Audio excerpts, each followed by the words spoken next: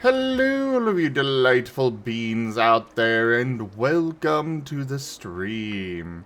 I am Razim, and this is DevTales, and where we're going to be working on our SCAR system, or Stories and Creatures in Alternate Realities. It's a system for playing as Digimon, Pokemon, monsters from Monster Hunter, and more. It is available in open playtest through our Discord. We also have in the upper left Placid Plastic Duck Simulator. Because ducks. Quack. They released new ducks, which we must collect. We also have in the bottom left Wereni doing art. And absolutely not doing GeoGuessr at any point tonight. Yeah, sure. Definitely not just doodling like random crap right now. The African wild pog.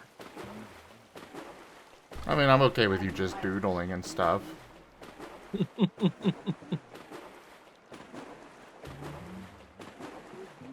Though it would be good for you to get some, commission work done.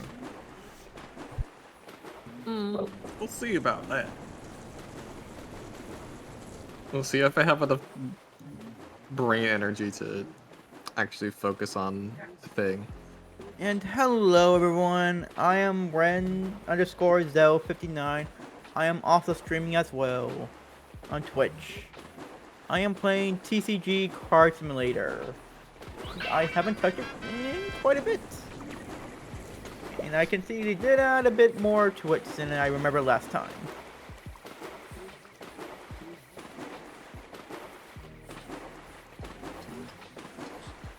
Alright. So, we are going to be starting off today with working on our shape-shifting Primeval feature. A generous bestowal. Things tipped $10. Well, that was fast. Razin coins. Right then, so what's first on the docket for that? One sec. Rex is giving massage. Ooh. And thank you for that tip, Ido. I really appreciate it. Hey there, Merle. Hi Merle.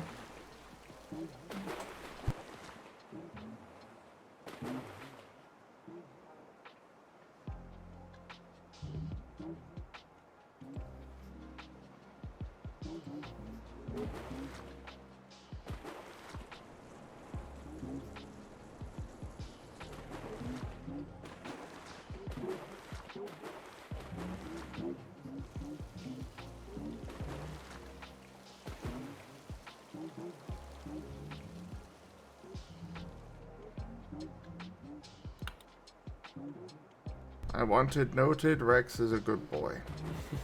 Rex is a good boy. He's the best boy.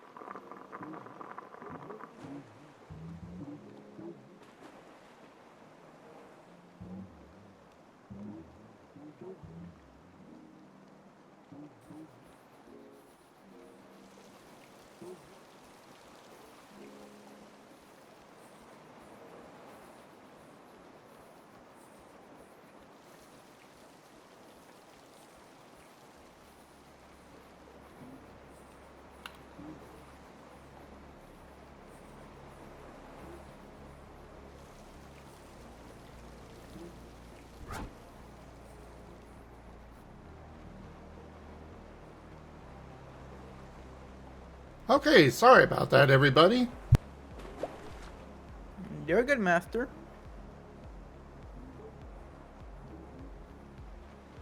It was not expected, but it was very much welcome. Okay, so the first thing that we gotta do here...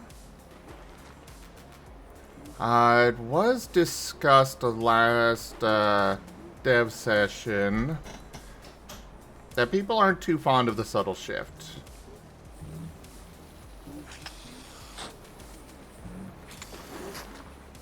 Actually, I think it was you that brought up the idea of basically minor or alter self key. Maybe I was. I don't think I was here last dev session, unfortunately. Well, I don't remember who it was, but I know somebody brought it up. Either way, that's going to be the default ability.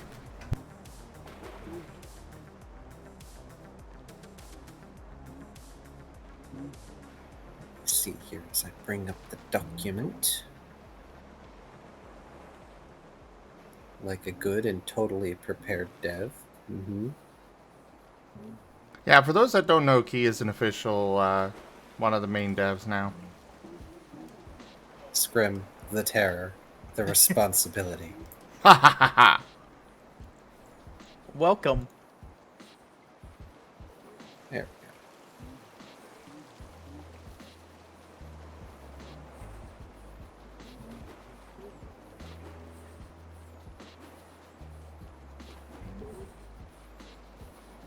Shoot, I need to find more books. Ah, yes, that's right. Stability. Which is basically sanity, but for your body. Yes.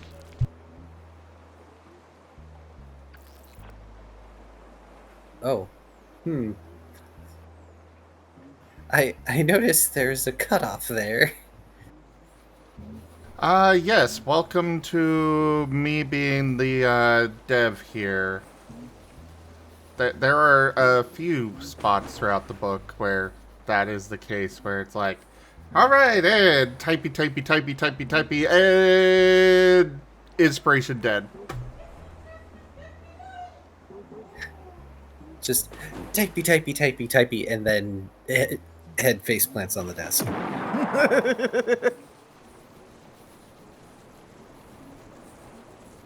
Well, no, the head face plants would look more like,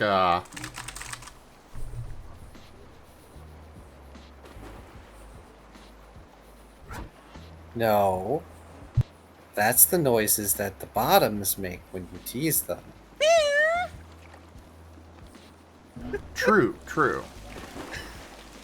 I should know. I managed to do this to Mala earlier. I mean, that's not much of an accomplishment. Mala is easy. Not to downplay your, your skills there, but... Oh, well, I know. It was very easy. I hardly even tried.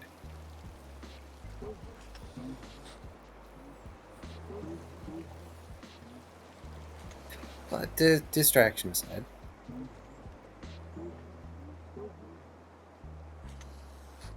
Yeah, we decided that the current subtle shift would be moved to being one of the extra abilities.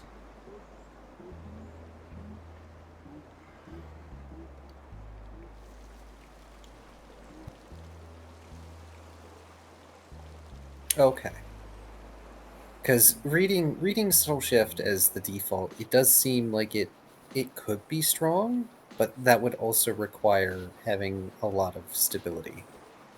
Because it seems to me that you could only manage to do it twice before you recover your stability, and that's it.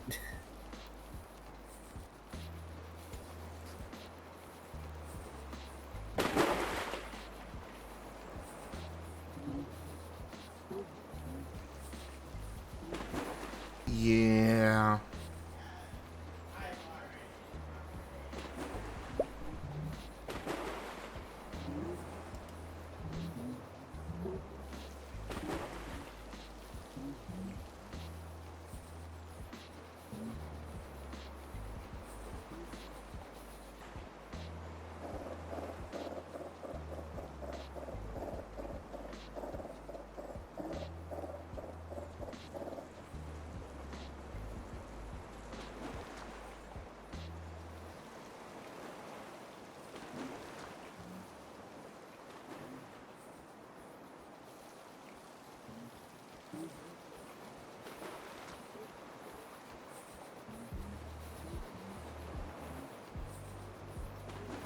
Hmm.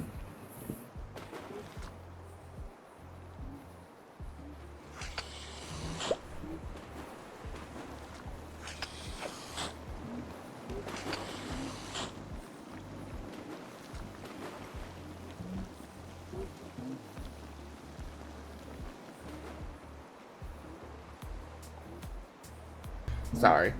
Was doing a... Well, you can see that key, but actually... Yeah. All three of you here in voice can see it. Or could see it. But yeah, I was messaging for... I put out the call for the devs to let them know I'm doing this, so if they want to pop in, they can. Oh right, it was Seda that suggested the alter self. Ah, that would make sense. Because, of course, Seda is far more interested in TF than I am.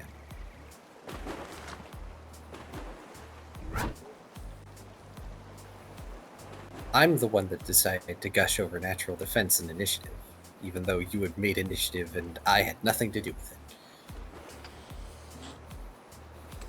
I definitely appreciated your feedback. It's really nice to get that kind of feedback and stuff, you know? I still very much want to make a character that utilizes initiative just to mess with things. I thought it would be fun.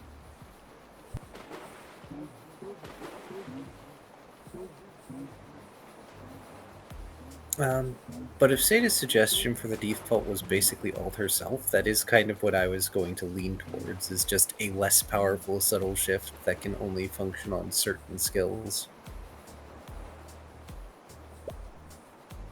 And can give you a facsimile of appearance of whatever. We were planning, it would just be open-ended. Kind of like minor illusion. Minor illusion, the spell that nobody knows how to use correctly. Yeah, I'm not thrilled about having it be open-ended, but at the same time, I can't really...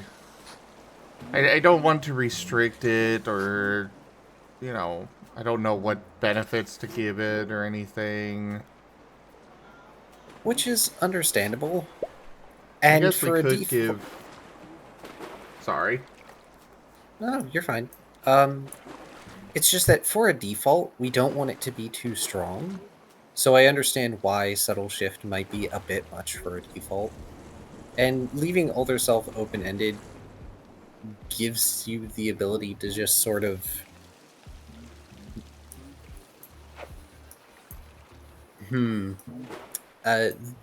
my brain wants to word it as balance as you go. Because your mileage will always vary with things like minor illusion and alter self. Yeah, yeah. But we also want to make sure that there are things that are, you know, advantageous to it, because otherwise you'll have some storytellers that are like, minor illusion is useless. I don't care that you've got this creative idea. You cannot use it that way. Yeah.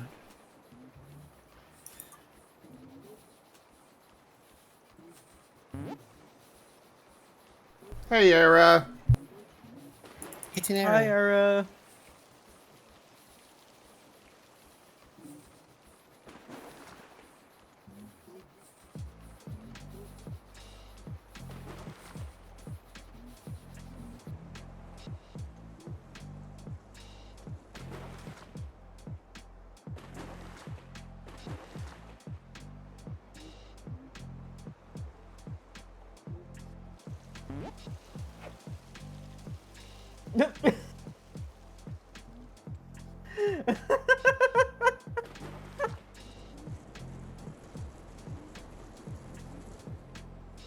I just saw what Wereni's drawing right now.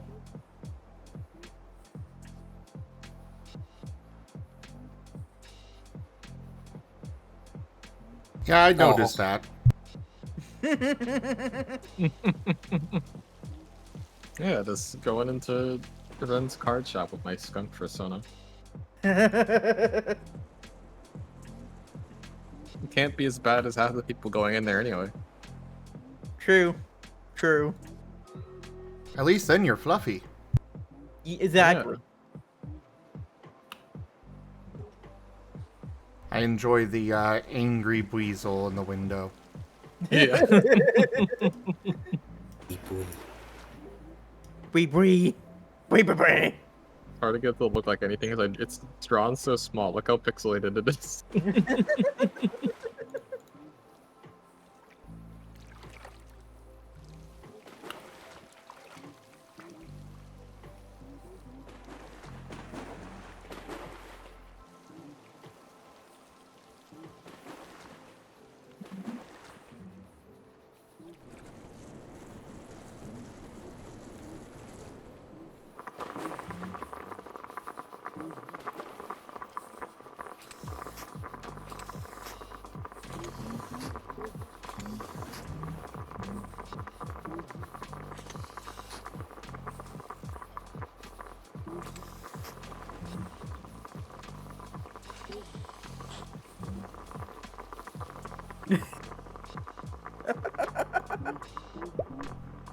It just Bree feels bree. so good using this pipe. The sound, that is one of the ducks, Sarah. At least that's what I assume you're referring to.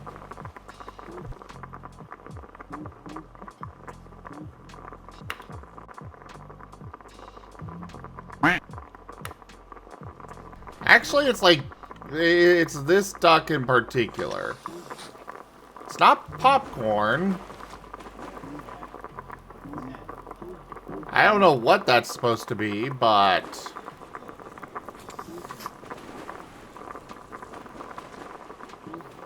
it might be a coffee thing.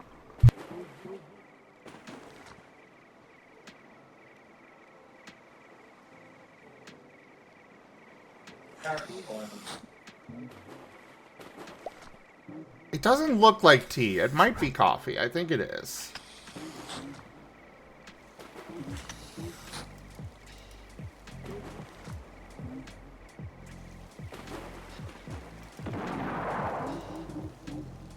Hi, Zeppy.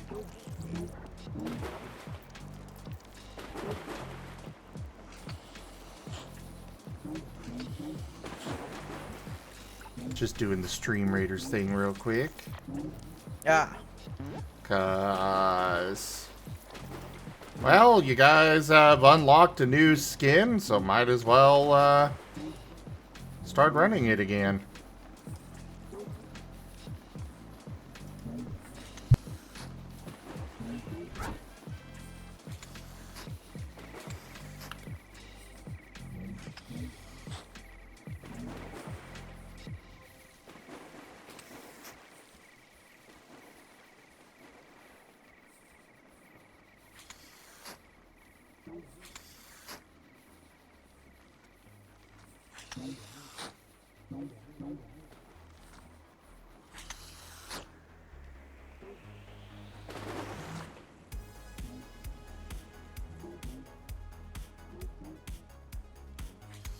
I'm not sure yet, Zeppy. Alright, Era, have a good one. Bye, Era. Bye, Era. You have returned. Merle underscore 2009 just resubscribed for 28 months. Merle, thank you so much for that resub and your 28 months of support. Thank you.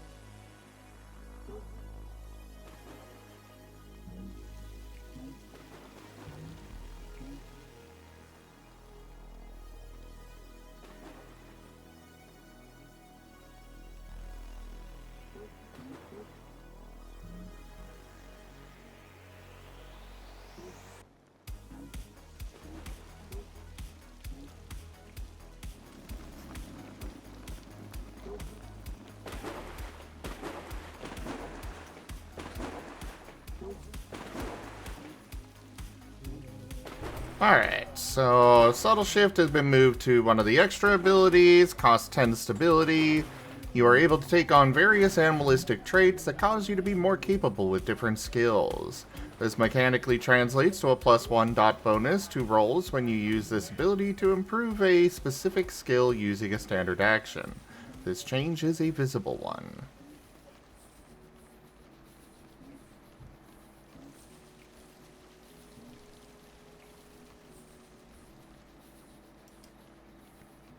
I don't want to limit how long they can use these.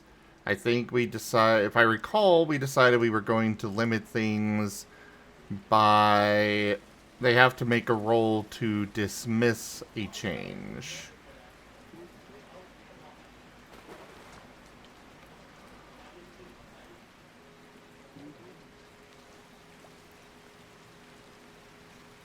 And thus they are limited by their own stability.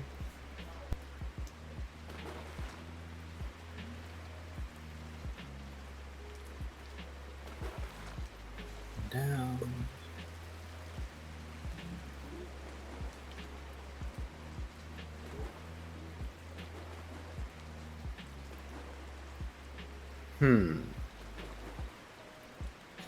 Would we still want the alter self to eat 10 stability, or would we want it to be a lower number like 5?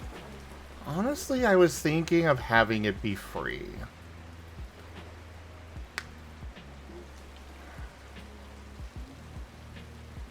I was thinking having it, because it's not like you can fully change your appearance or species or anything. It's just, okay, you've got a different haircut. You have a subtle shift in your face, so you look like a different Rockruff or Absol or whatever you may be. You know? So, I don't know if I want to have it utilize the stability mechanic. Okay. The only reason I ask is because most of the other Primeval features, their default ability kind of forces you to deal with what their new mechanic is.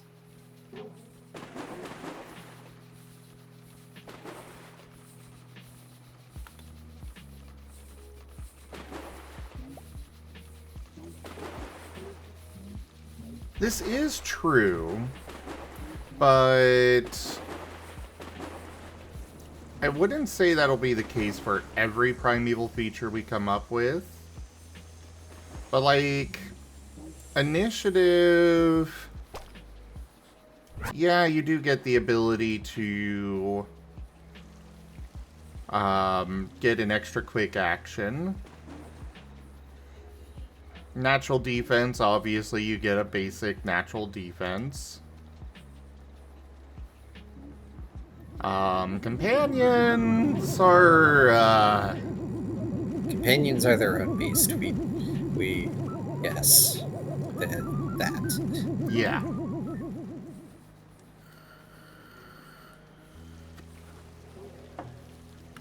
I still need to figure out how I'm going to work with that. Later. Yeah, that's a later Zim problem. Later, Zim, looking back on past Zim, why did you leave this for me?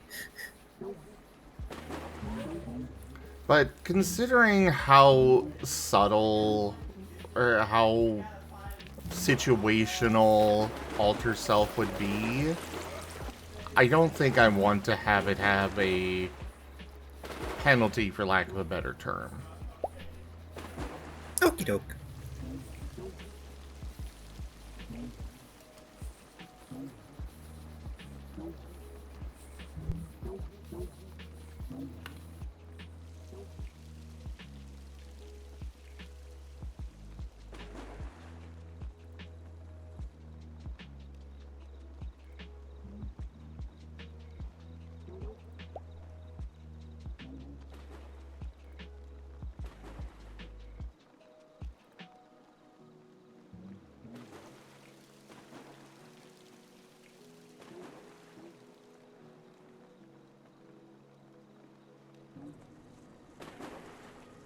Also, I should really actually submit this to the game jam.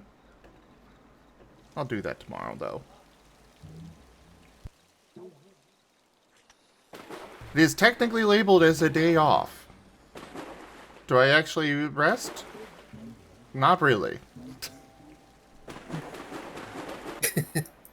It's just a Is day that where I not the do way different work. I was gonna say, is that not the way of things? No matter what we try, a day off isn't really a day off. Yeah.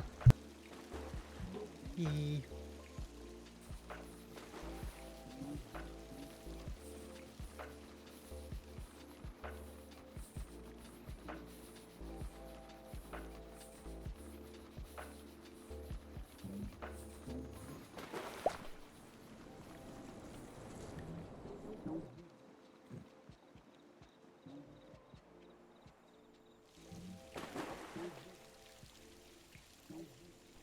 Well, I don't really want to use the term alter self for this. You know, want to distance copying other systems. How about minor morph? I like it. Alliteration for the win.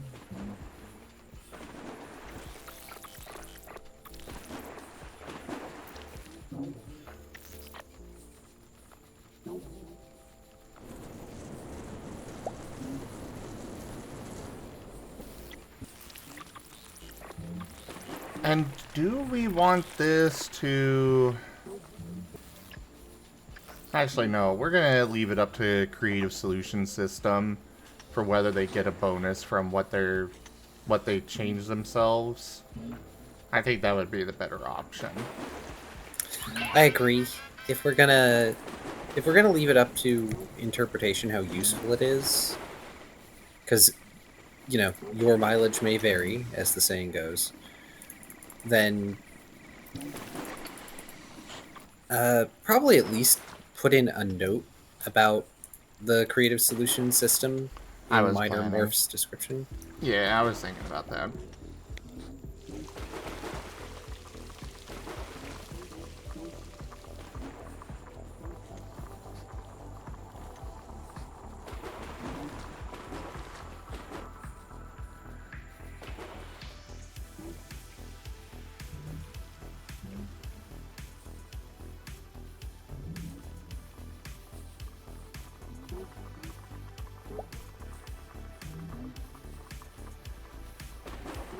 Oh, right, ADHD struck, and I literally left a sentence uncompleted up and right here.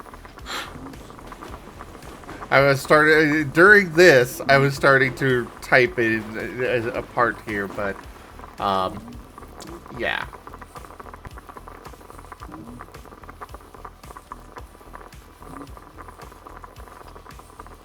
Pat is in.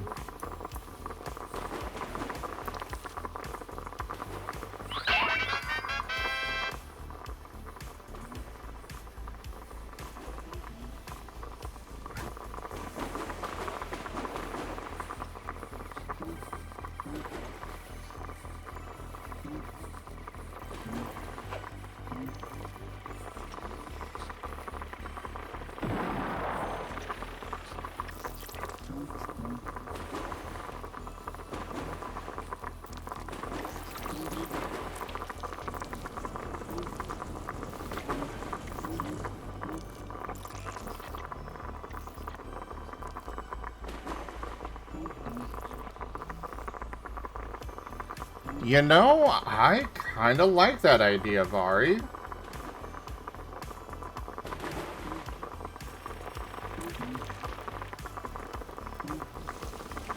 Like, actually, like, yeah, I like that idea. Hey, Candy. Hi, Candy.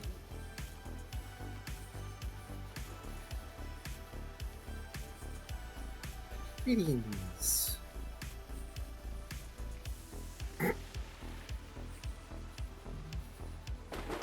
Rise from your grave.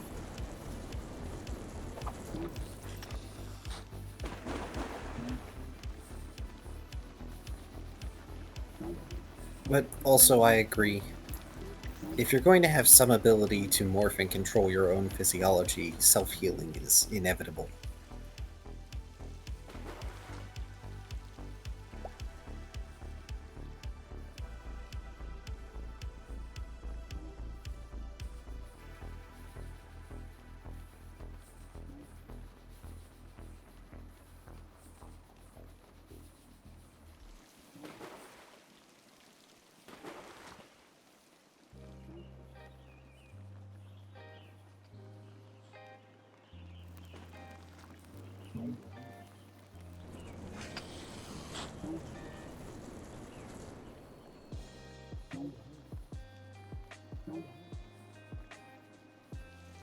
Hey, Carbon! Carbon!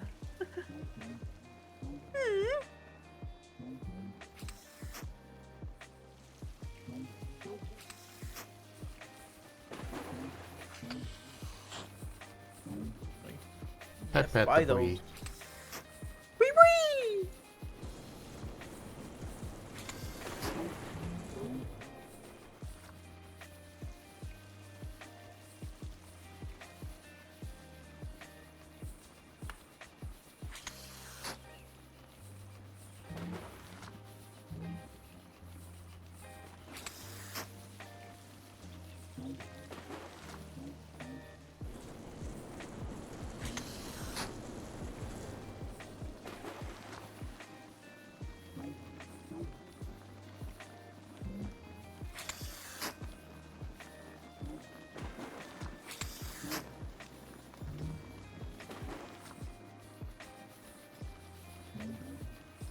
Come on.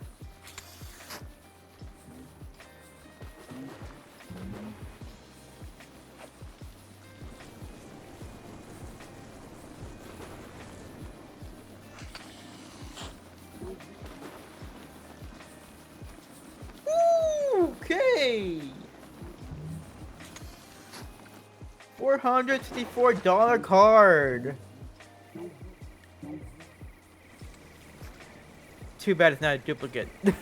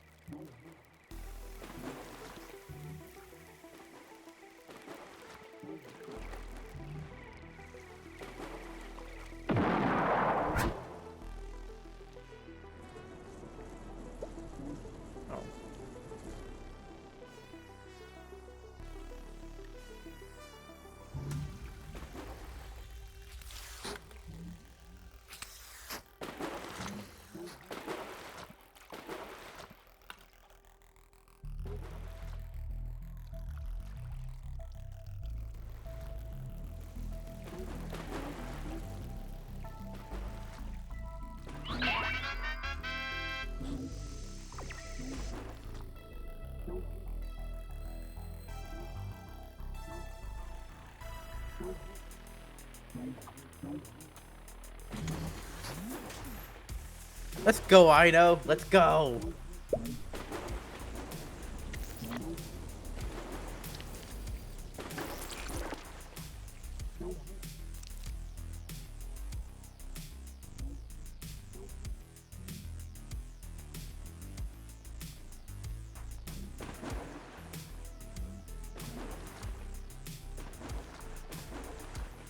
Actually, I'm gonna make this second paragraph, I think.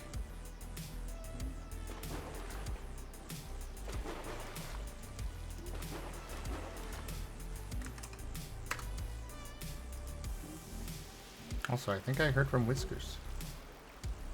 Hmm?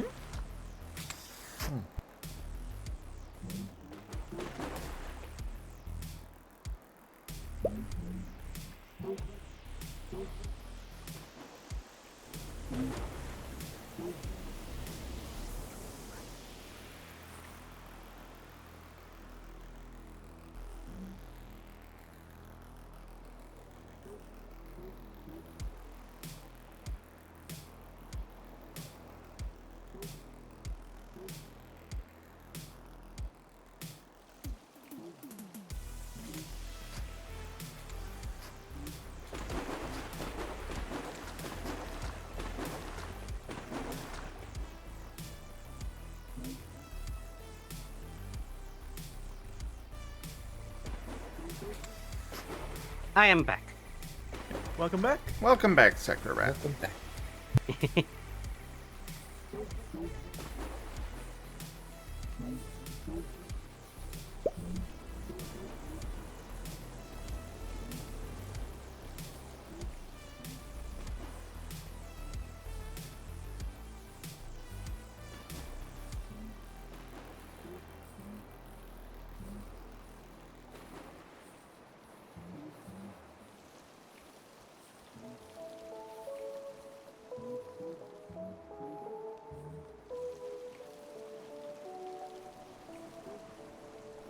By the way, Ido, the new form is a two-stage one after after Persona.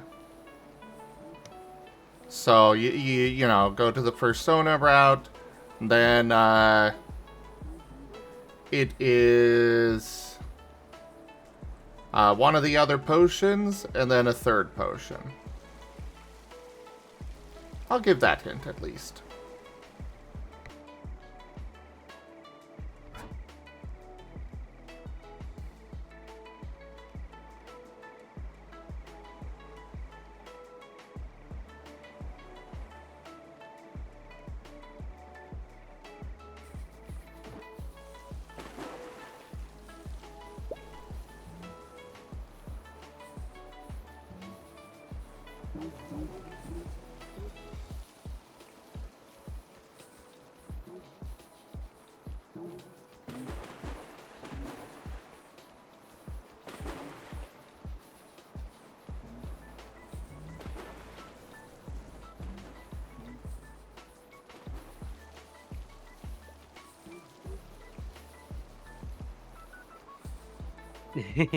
Thank you, Merle. I love it too. It's great.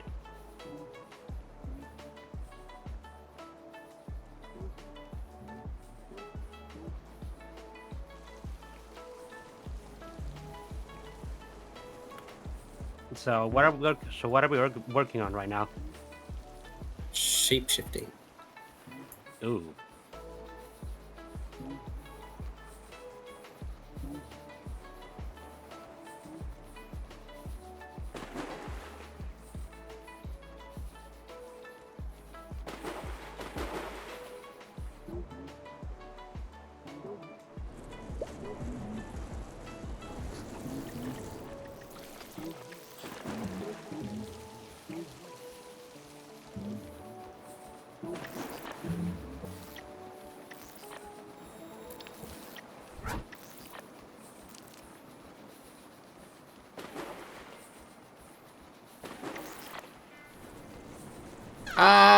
There's no, So, Zeppy, this game is just an idle one. You just watch the ducks. Yeah. There's no advantage to having them move between poles. I can't control where they're going at all. It's just something more to watch. It's a screensaver game. Sort of. Yes. It has secrets, though. Yes, it does. And I want to figure those out at some point.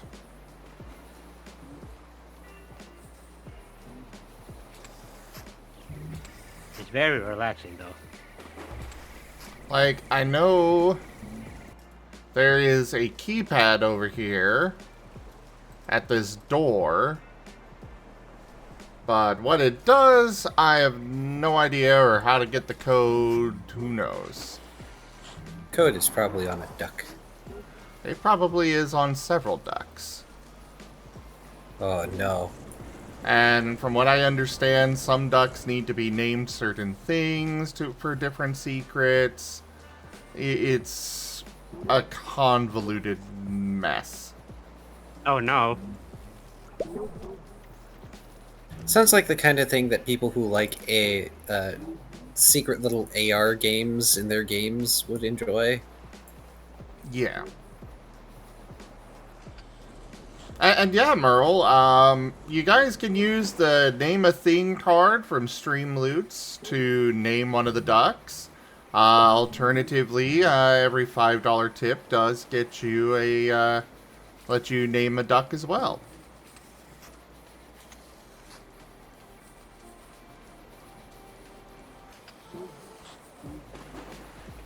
And yes, Geeman, we've got the secretary rat talkie. I'm glad people are liking it. It's great.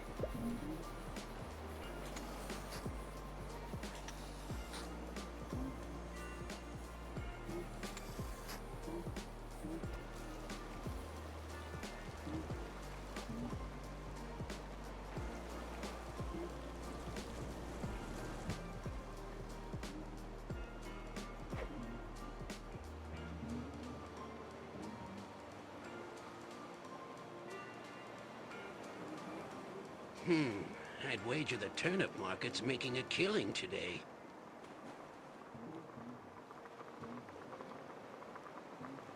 Oh, Streamloot's coupon code. All right.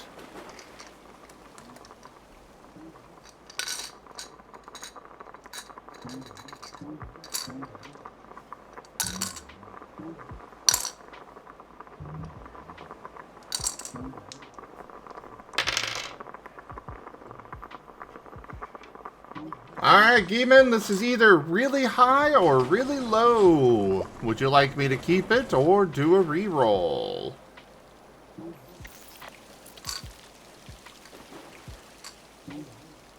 That is not a bad idea, Vari.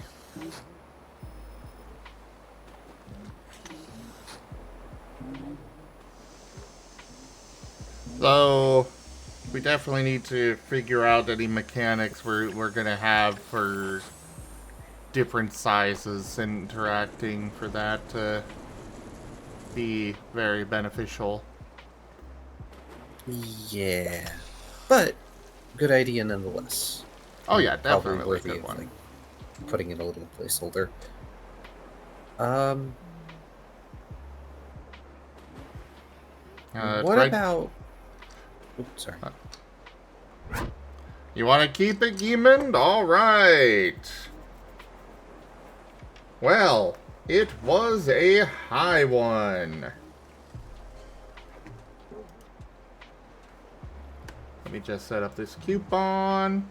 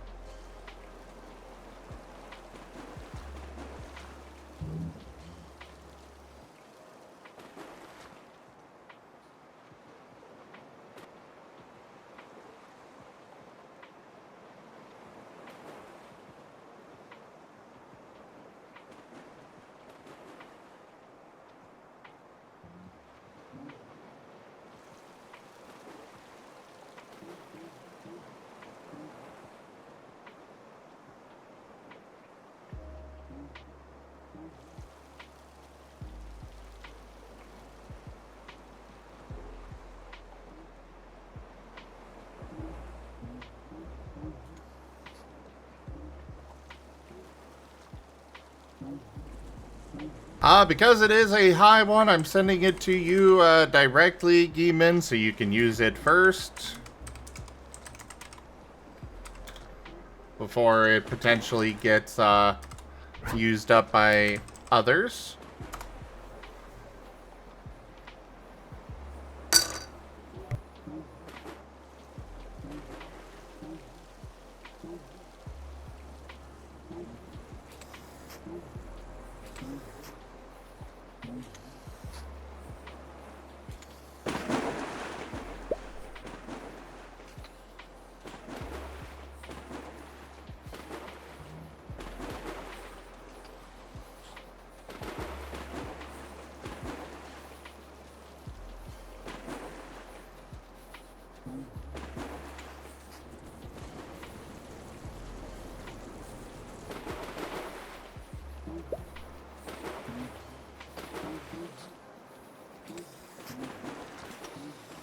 Oh, I'm never quite so comfortable as when I'm at least 6 feet under.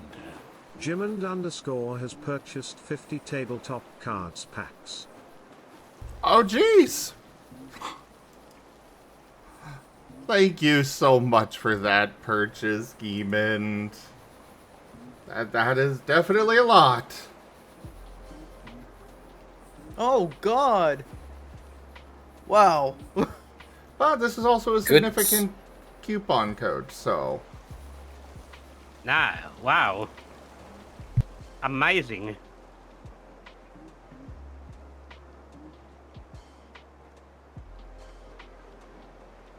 Ah, fair. Makes sense. Clearly, I need to run more short shots so I can make people burn through cards.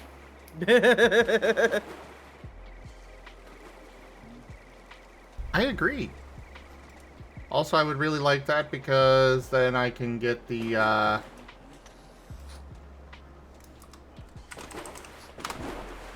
There is a coupon code in there, everybody. Good luck.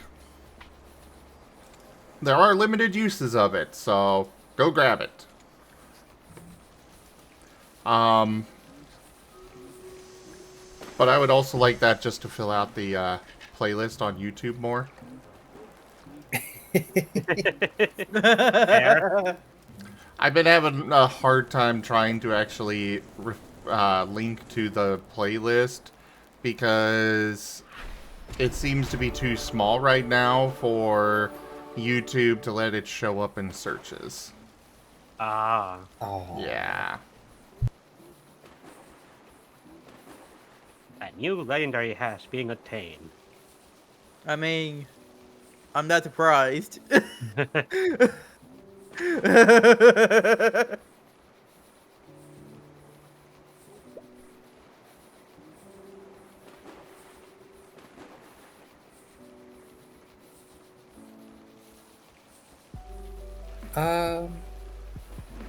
One idea that comes to mind for shapeshifting is something to do with either altering your basic resistance and weakness or your affinities.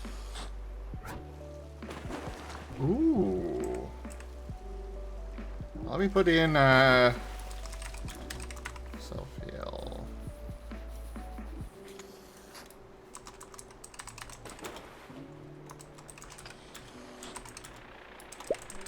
And of course, Vari likes that idea. Changing size.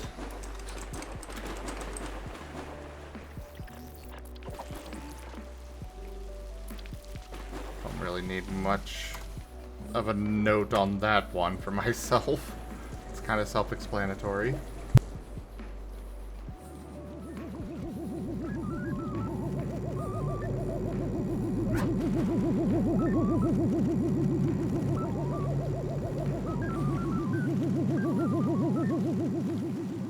So, run the idea by me again. An ability that lets you change your basic resistance and weakness, or one that lets you alter your affinities.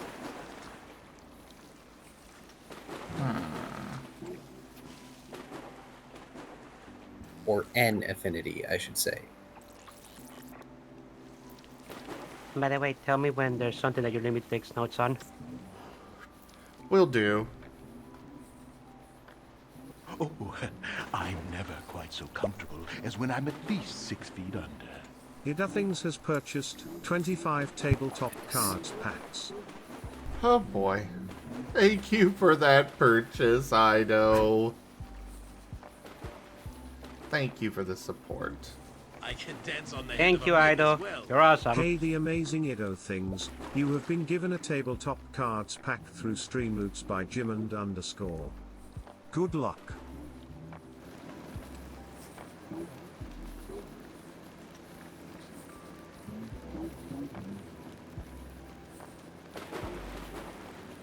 Well, the economy has been flooded.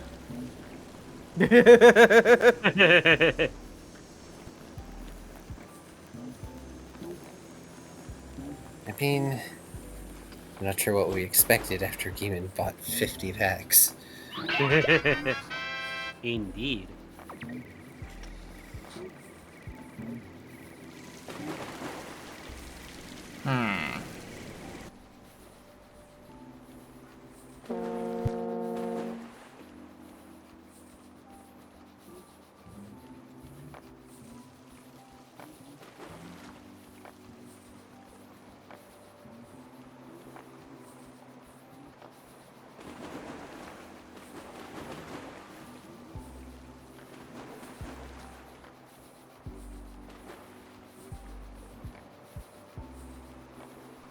Laughing hurts. Glad you've been enjoying it, Gib Gab. Oh, the latest episode, you mean? Waggles eyebrows at the Ren. Oh, I am Oh. so excited for his special guest.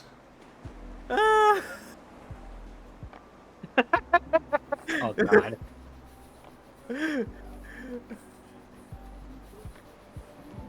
Oh. I think Tal and Nova have broken Sim like 3 times thus far, maybe more.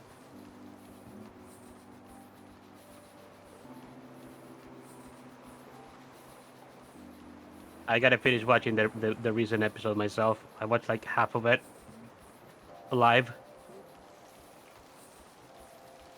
Poor Ren. They're gonna be eating out of their floor dish, and then just this Floatzel is gonna kick the door in and go, "Are you winning, son?"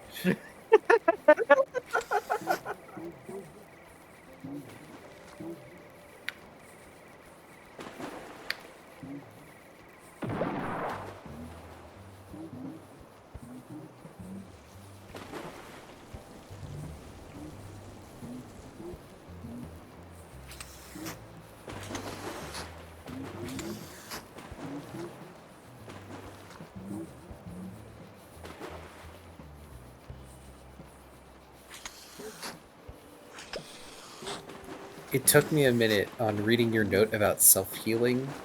It's like, but sacrificing same type affinity bonus. Oh, stab is short for stability. Stab. I have a brain.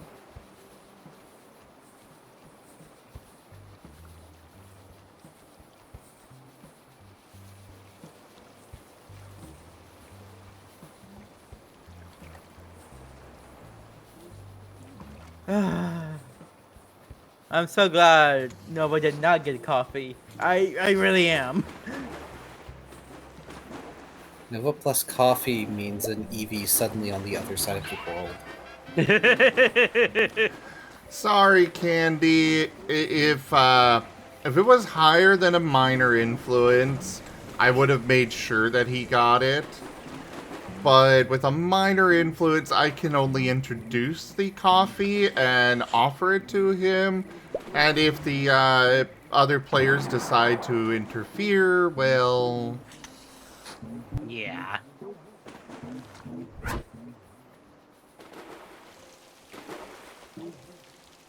And of course, the higher the influence, the more insistent I would be.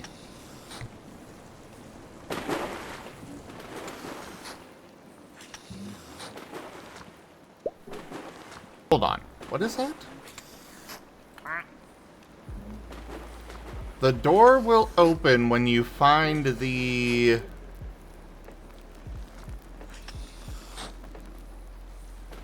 Do I have to solve this math problem? Wait. What the hell is this? Hang on. Can't you individually, like, look at the ducks? Yeah? Oh, it's smeared out. Ah. The door will open when you find the blank, apparently. It looks like someone smeared out who, but that can't be right. It looks longer than who. I don't know why my mind went to the door of light.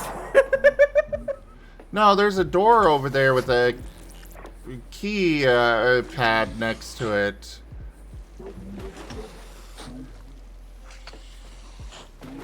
There are 2 formulas on this duck. There's 2 formulas? Yeah, there's one on the front of it as well. Oh no. Uh,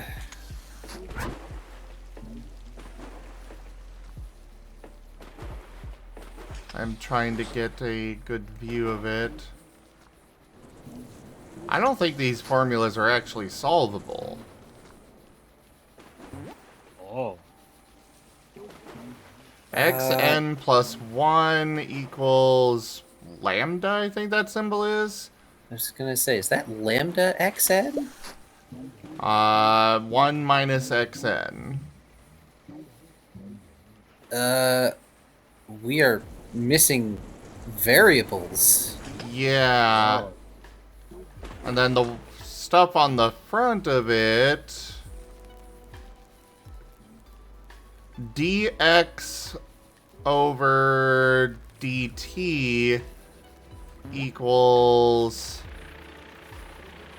f times x. I think that's another Greek letter. And then it also has f colon x with a arrow to x.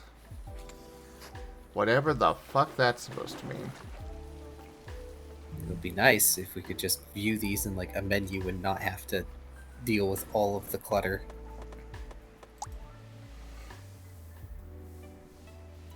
Yeah, this is the closest I can get to a menu to view them in. I'm gonna say we may want to name that the math duck.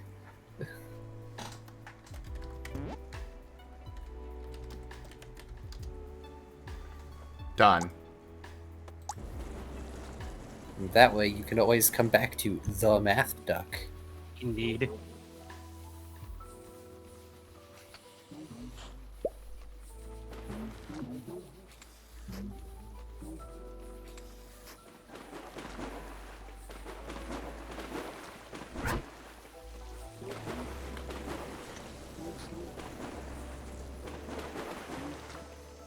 Alright, so we got self-heal, we got change size, we got change affinity.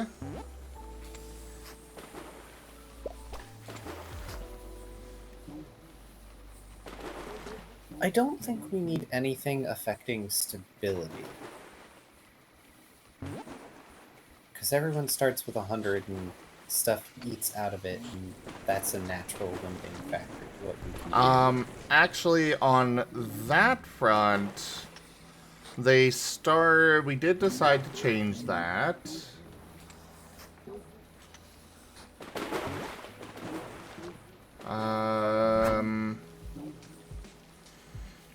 Five times the secondary attributes. I haven't actually updated it yet. Okay. That's fine. That also keeps it more in line with everything else.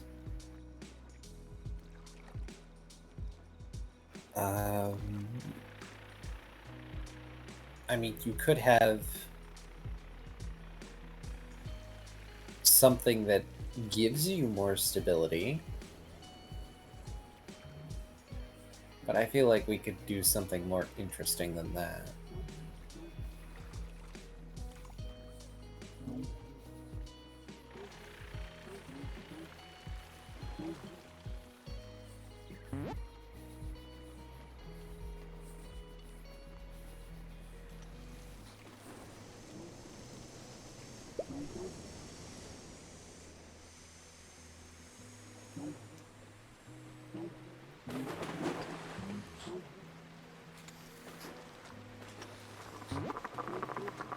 Yes, Ido. Secondary is in vigor and willpower.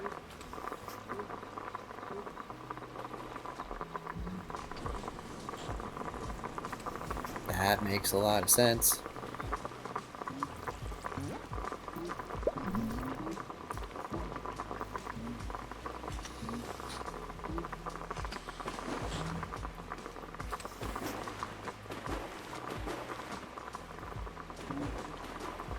Also, pardon me while I go slap my forehead because I am a fool.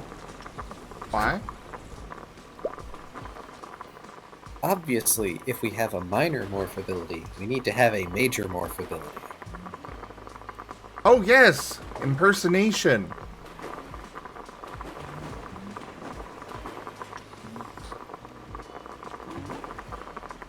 Did you want to play a doppelganger? Well, now you can. You know what? Go ahead and start. I'll just let you start taking notes here, Raharu, on this. Oh, okay. On these ideas. Cosmo, don't you freaking dare. So, yes, impersonation allows you to copy another individual.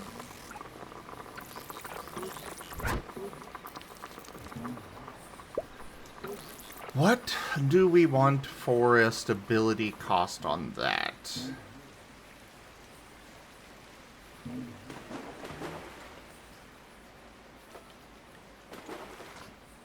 Actually, let's come back to that. I think let's go with easier things, like the self-heal.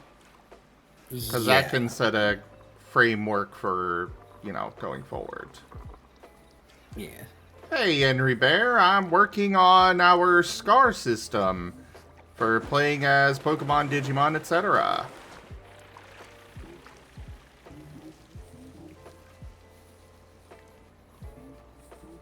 We also have Wereni in the bottom left doing art, and we have Duxim in the upper left, because ducks.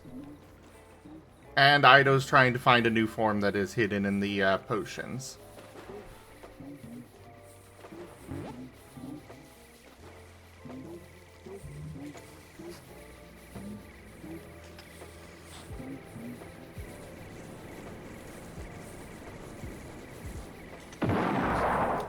So, I am thinking that the self-heal ability would count as true healing while it is active, while you've got the stability locked away for it. Do we want it to be 10 stability, or do we want it to be less? So if it's true healing, and given the rarity of true healing, and the power of true healing, which includes being able to knit limbs back together, I would say 10 stability is not a stretch. Especially considering how limited stability is. But how much true healing is it going to give?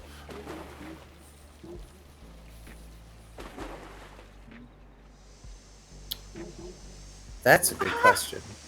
Oh, Kip, thank you for the 1,000 bits. Thank you. Thank you, Kip. Sorry about that.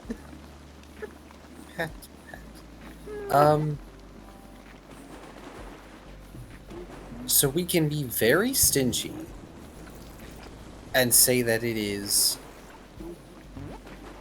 1 true healing per 10 stability.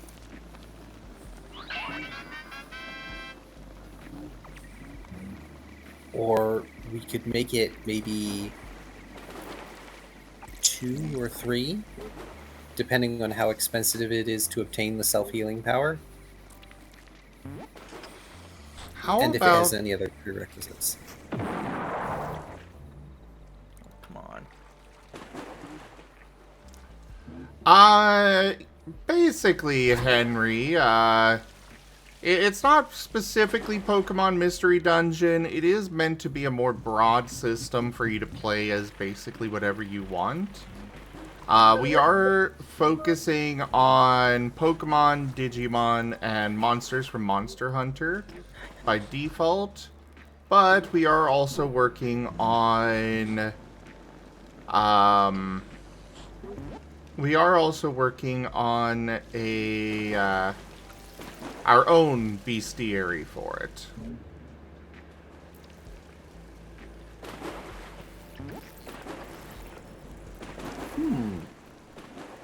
Vari raises a good point.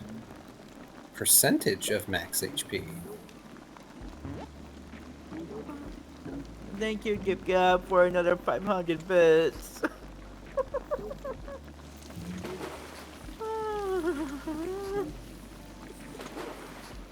That's the rent. Pet Dogen.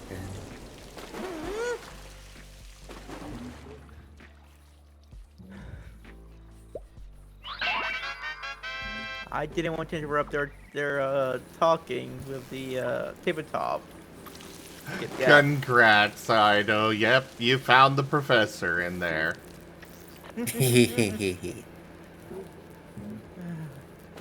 Hooray!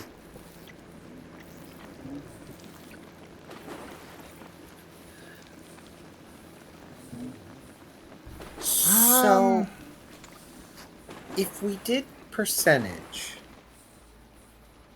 that would scale with the amount of HP you have, which means higher HP characters would benefit more from it, obviously. If we do flat numbers, lower health characters would benefit more from it. My only issue with percentage is actually figuring out how much that would be. That's fair. Because, you know, if we do, say, 10% of max health, and they spend, like, 30 stability on it, figuring out 30% and the, you know, rounding and such of, like, 8 HP would be a little bit of a pain. That is fair. What I was thinking is it would scale based on your medicine skill.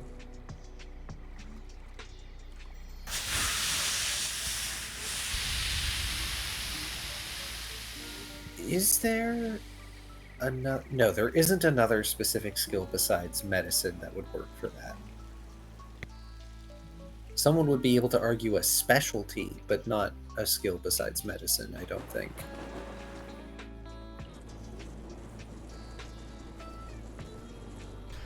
Oh, Henry, trust me, I did not realize how much lore was in Monster Hunter until Key here ran a short shot of it. There's a lot of lore. Oh yeah, Monster Hunter is full of lore. And I fabricated a setting, so Well, yeah, but didn't you go through, like, you may have fabricated the setting itself, but didn't you pull the lore from the actual series? I pulled a lot of lore from the series, yes. And also, like, watching a bunch of videos from is it the Unnatural History channel? A YouTube channel where the person did a lot of videos on the ecology of monsters. So, Vari, the reason why I'm suggesting medicine is because that's currently the skill that we use for healing anyways.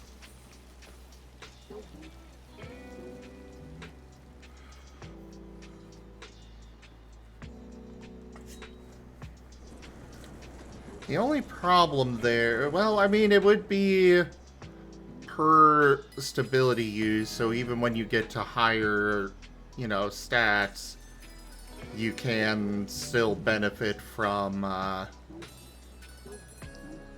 you can still benefit by simply, you know, sacrificing more stability for it.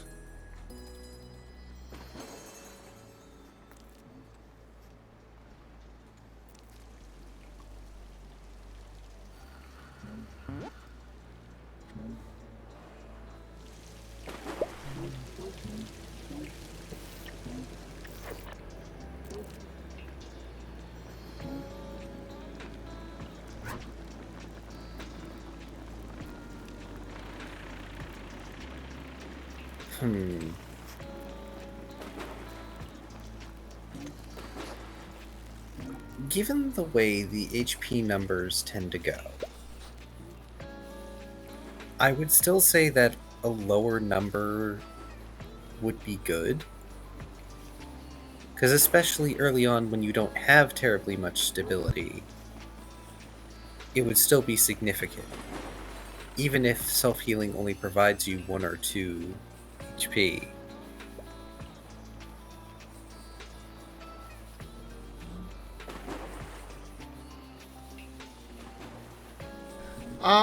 While that is fair, Vari, I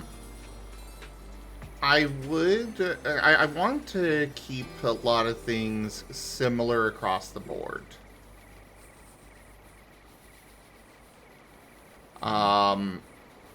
So yeah, it can scale on presence, and like, at least you'd for sure have 1 dot, but we can still do a minimum 1. So that way, if you don't have anything in medicine, you can still get that. And there is also the subtle shift ability that you can get, which would allow you to increase your medicine for more healing.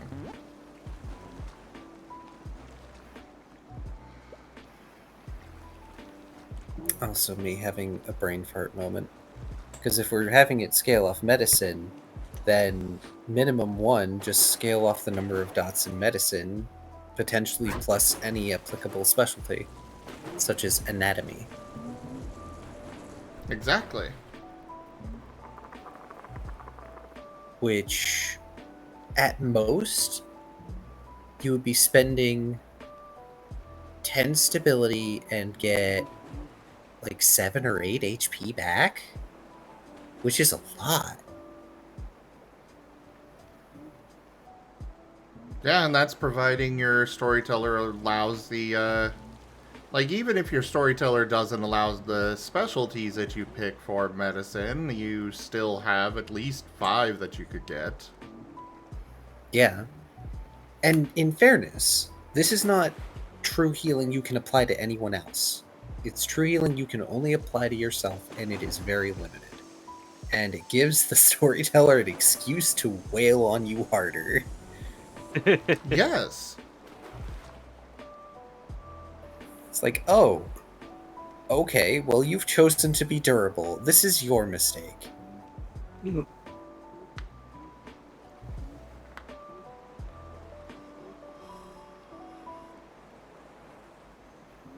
Me staring at the team leader in my poker roll game, whose torrent ability has not gone used very often because they don't get hurt that bad very often, or they get immediately fainted.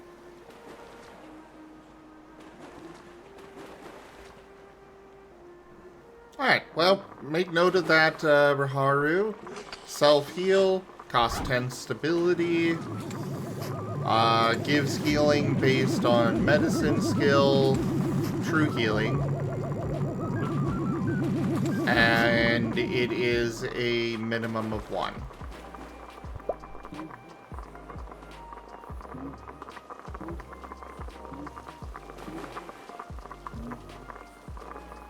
There we go.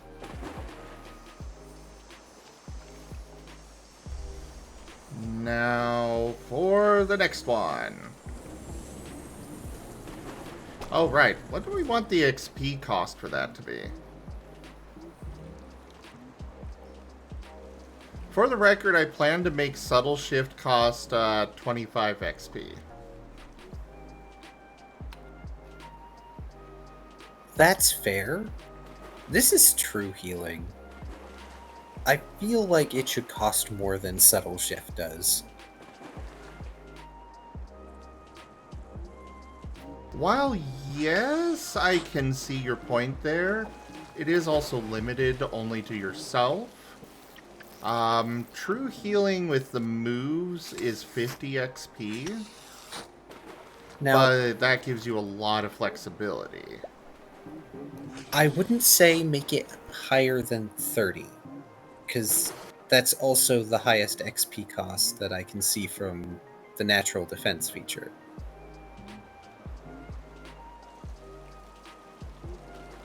I will say I have no qualms about having higher than 30 for these. It just would have to be one heck of an ability for that. Oh, yes. I'm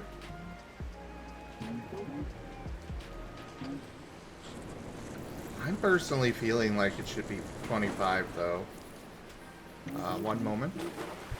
Okay.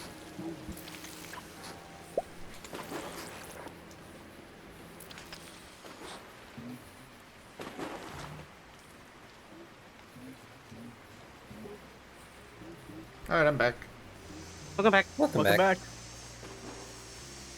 And yeah, I can agree to 25. I do personally feel like maybe it should be more expensive than Subtle Shift, but 25 is also a sizable chunk, especially early to spend on something that you have already spent XP on in order to unlock. Especially considering that to actually, like, with 25, you would have had to spend at least 50 XP to unlock it. Yes, which is a hefty sum. It's not something you're going to have, like, session 1. Well, actually, you would. Well, technically, yes, you could, but that's spending most of your starting experience. Which, I mean, sure, if you want to be the party tank, be my guest, but you are putting yourself in the way of pain. Indeed. Suffer as thou wilt. But then it also, on top of the 50 XP, requires investment into the medicine skill. Yes. Which you can get by default, to be fair.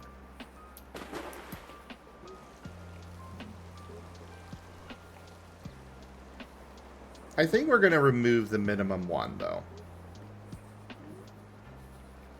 Just because, I mean, 1 dot in medicine is only 5 XP. Yeah. Just pick it up. It's like, you could have just had this from the beginning. Exactly. Alright, removed. So how much is it costing? 25.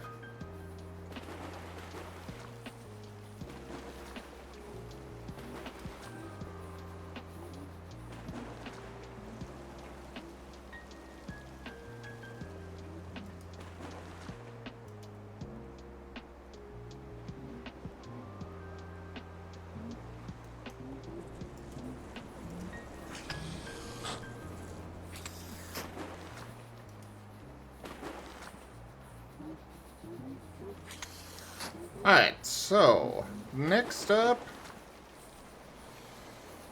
I think changing size, we're going to have note for it, but it'll be work in progress until we actually have rules for how different sizes interact with each other. Because we can't really determine how it'll work until there's mechanics behind it. Yes. Change affinity.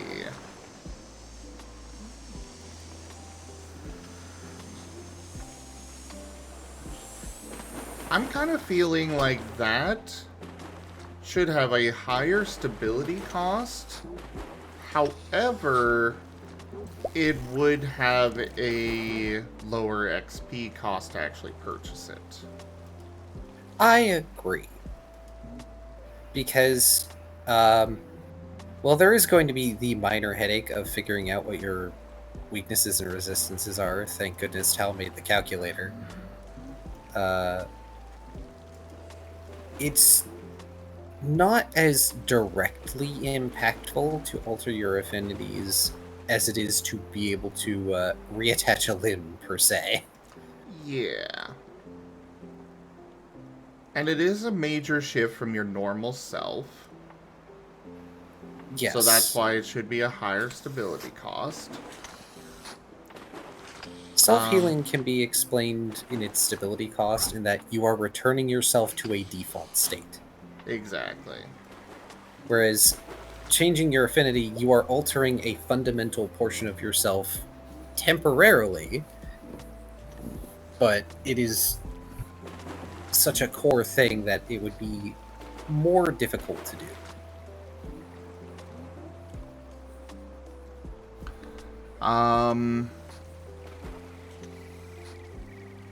I would say it is limited only to your default affinities, your actual default typing. Yes. You can't use this to change something that you change a typing that you got via, say, a piece of equipment or like One of from the a affinity move. feats. Yeah, or with a feat. Yes.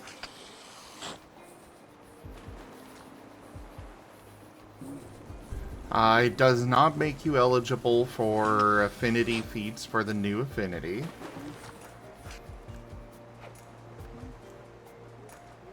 It changes your resistances and weaknesses. And it will change your stab bonus.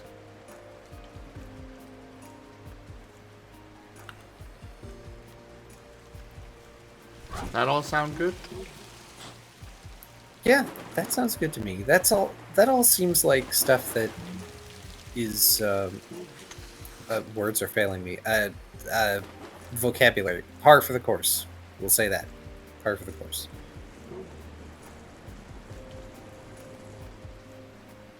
I almost feel like there should be a little disclaimer for this one.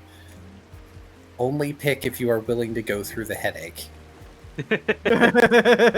Absolutely. We will put that in there.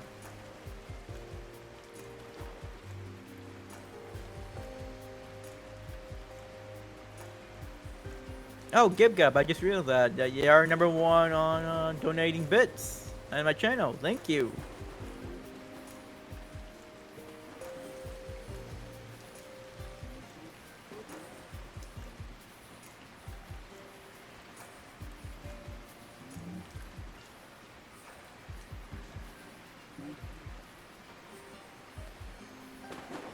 Alright.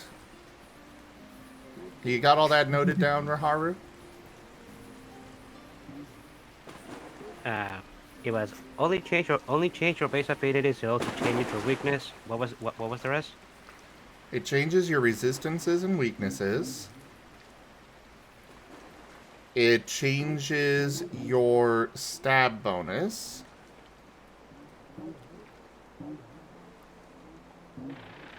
It does not make you eligible for feats for the new affinity.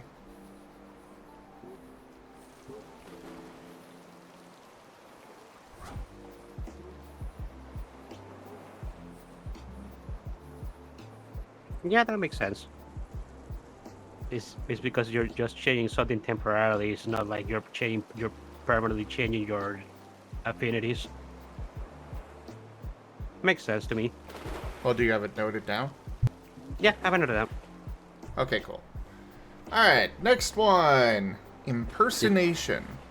Oh, what's up? Did we decide how much it costs Oh, for right. stability and XP? Thank you. I would say 10 to 15 XP. I was thinking 10 XP. And as for stability,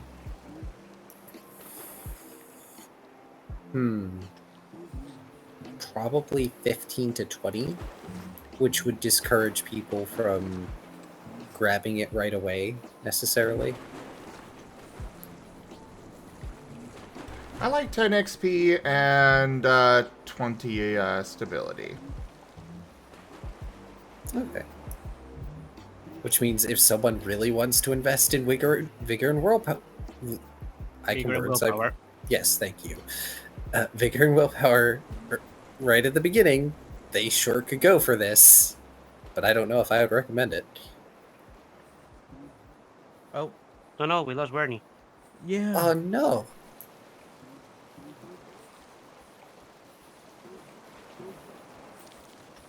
Well, his stream is still going.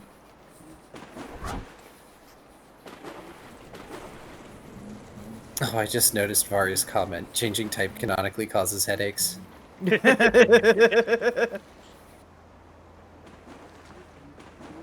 Funny, but I don't think we'll include that.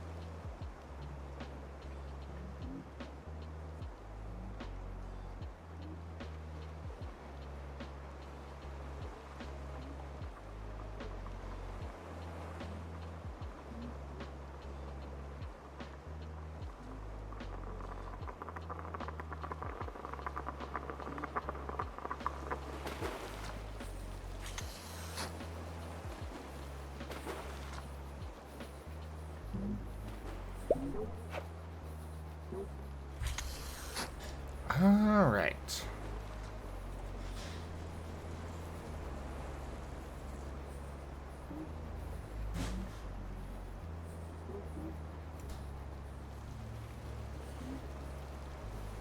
So we got that figured out.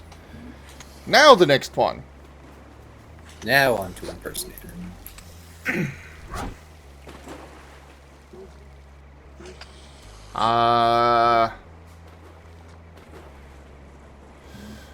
You are able to take on the appearance of an individual.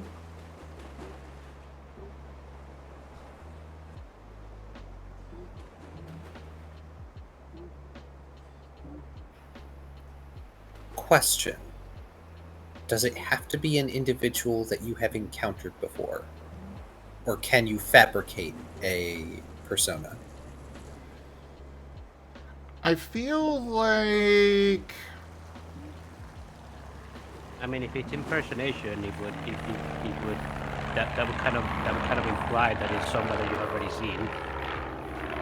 Otherwise, it's just being an actor.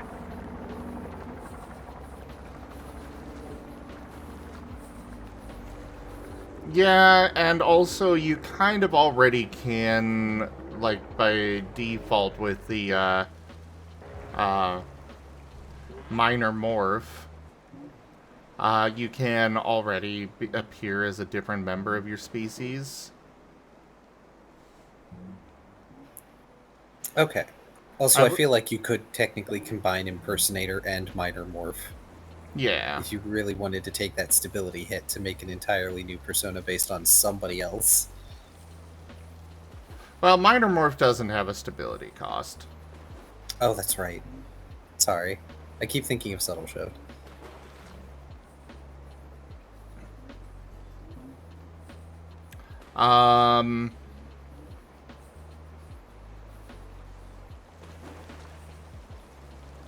Yes, you do need to have interacted with the individual you are impersonating.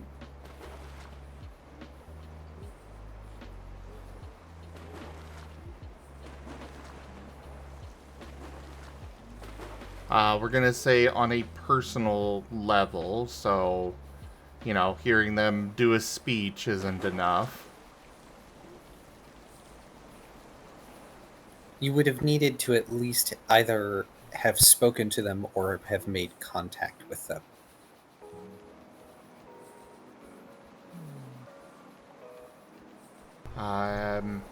It is a full physical change to them.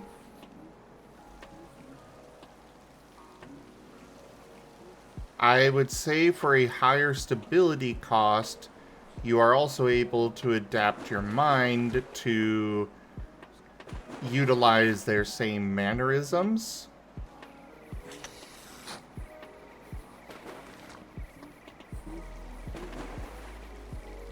Because, like, you could take on their appearance and voice and such for a lower stability, but there's more to a person than just appearance and voice.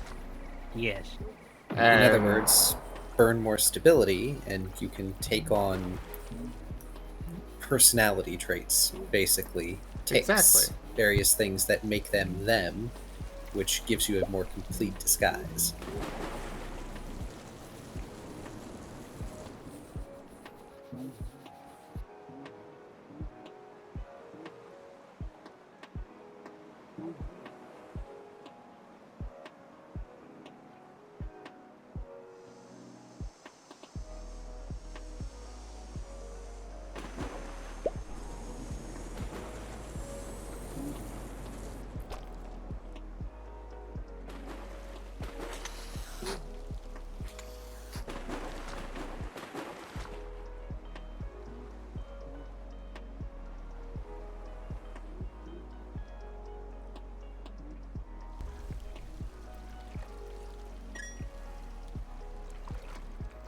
Alright, so you got that noted down, Raharu?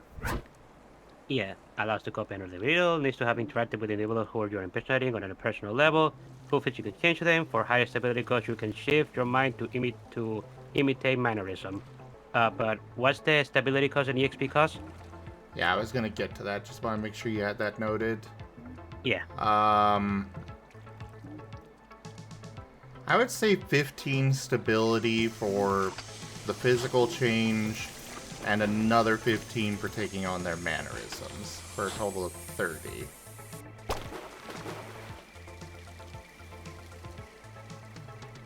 For XP, I mean, I kind of like 15 for across the board on that. Partially because in most campaigns this is a rather limited ability, or limited usefulness.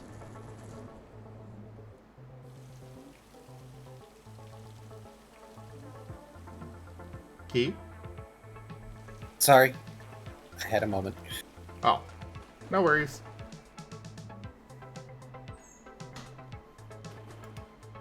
What was that about the XP cost?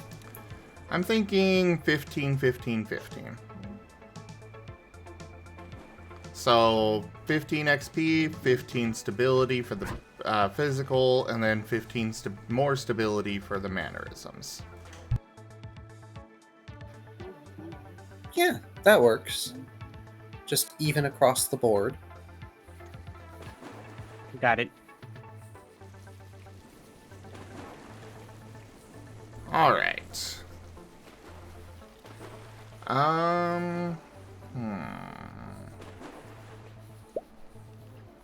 I'm sure Tal and Era will probably be against this, but I do kind of want to have the option to increase your max controllable stability.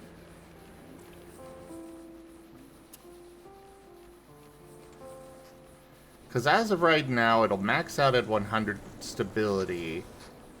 But there are other things that I kind of want to include, like a full animalistic, you know, wild shape, basically.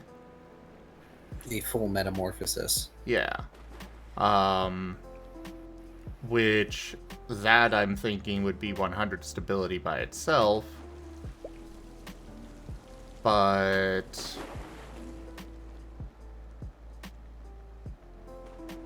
that would eat your entire bar. Exactly. And it would require that you invest only in vigor and willpower. At least if we want it to be accessible in the early game at all. Which I would like it to be somewhat accessible early game. Another option would be to have it cost a small modicum of stability for the initial transformation, and then it drains stability over time. That's not a bad idea. Because then you could have it say cost 5 to activate, and then every round of combat, or maybe, yeah, like every round of combat it's another 5. Every hour out of combat it's another 5.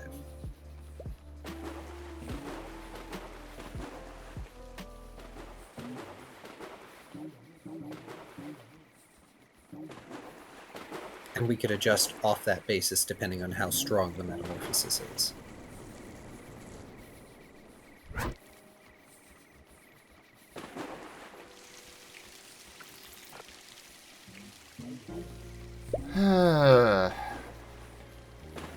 I both do and don't like that.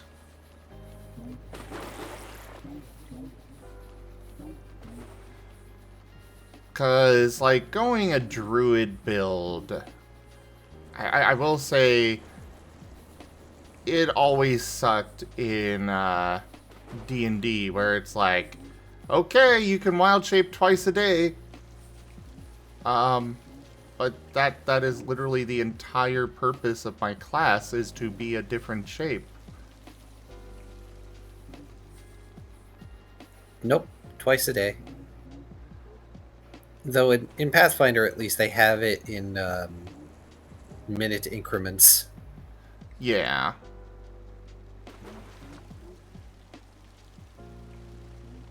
But considering we're planning to have you have a roll to revert and fully return to normal with your stability,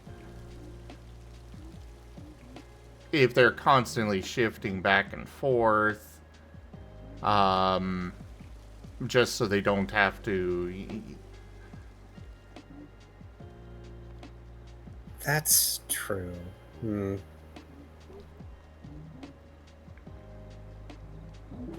Osmond would only have 10 stability? Yeah.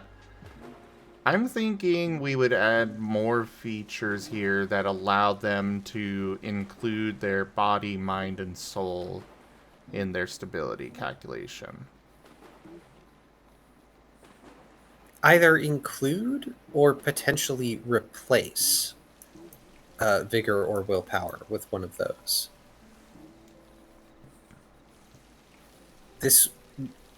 The replace, instead of add pending, say what the costs of other things are. Because if we do add, then that could potentially become a very large number of stability by endgame, which everybody knows you're not likely to get to endgame in a tabletop, but still. And even if you do, I mean, if you're investing into this is probably the whole point of your character. That is true. So I want it to be worthwhile. Like, the end of the D&D movie. Where she's just, wild shaping constantly, doing that old fight. Which is cool, and you don't really get that sort of thing via the mechanics very often.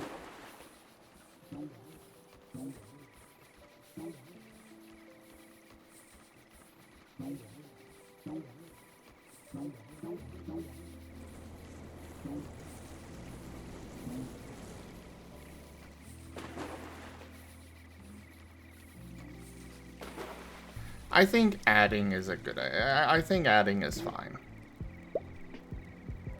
Okay. Thank you, Ido.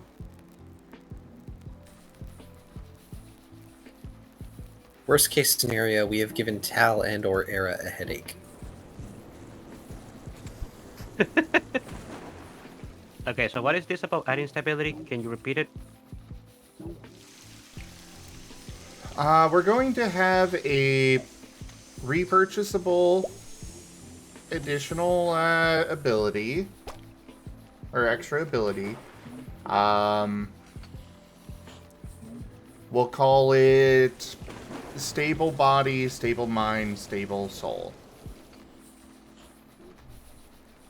But it is something that you can purchase, and then you get to add that attribute to your controllable stability.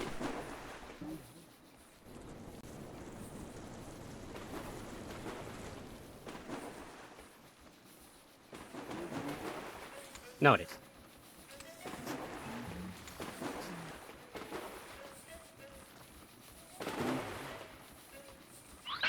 For XP cost, I kind of want this to be lower. Like, it is powerful, but the point of it is for it to be accessible early game. Or rather, increase accessibility to these features earlier game. I would say 10 to 15 XP. That's what I was thinking. Because 5 feels far too low even for Oh, yeah. this. Oh, yeah.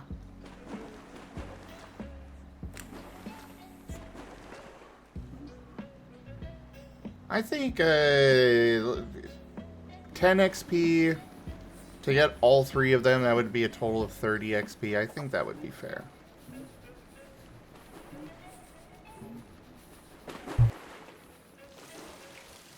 And at that point, your stability is contributed to by all stats, which means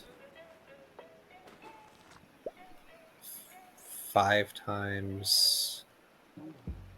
If you are a max character, you can have up to... That would be 250 stability? Yes, because each max stat is worth 50. But at the same time, as you said, how often are people going to get to that point? And if they are at that point, well, they are on par with the legendaries. Yes. They're on par with gods anyways. Why not let them have it? And at that point, they probably have something else that will eventually be added to this Primeval feature that costs a hefty chunk. Hey there, Sly. How are ya? Nom nom nom ability that costs 50 stability.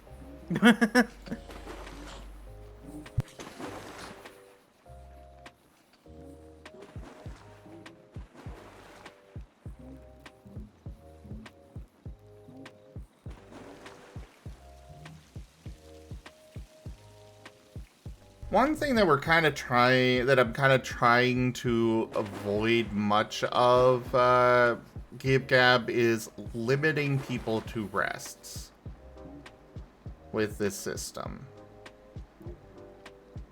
Like, we have some features that cost, we have some things that cost exhaustion, which you can only get back with rest, but those mechanics are very generous. You know, there's things that are particularly strong, like the willpower being able to re-roll, vigor allowing you to, you know, make 9s explode and count for 2 successes each. Those are really powerful abilities, as we have seen multiple times in the games.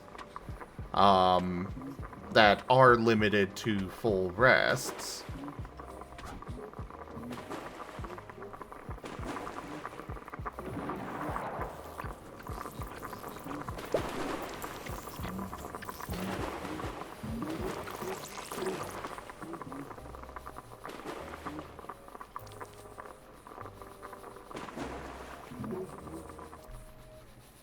Ah, that's fair, Gip Gap.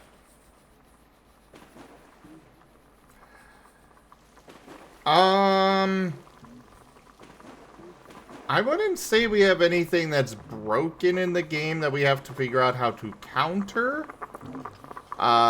Currently, the thing that I am struggling...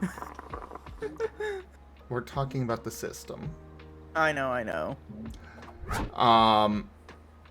But I've already said the same thing.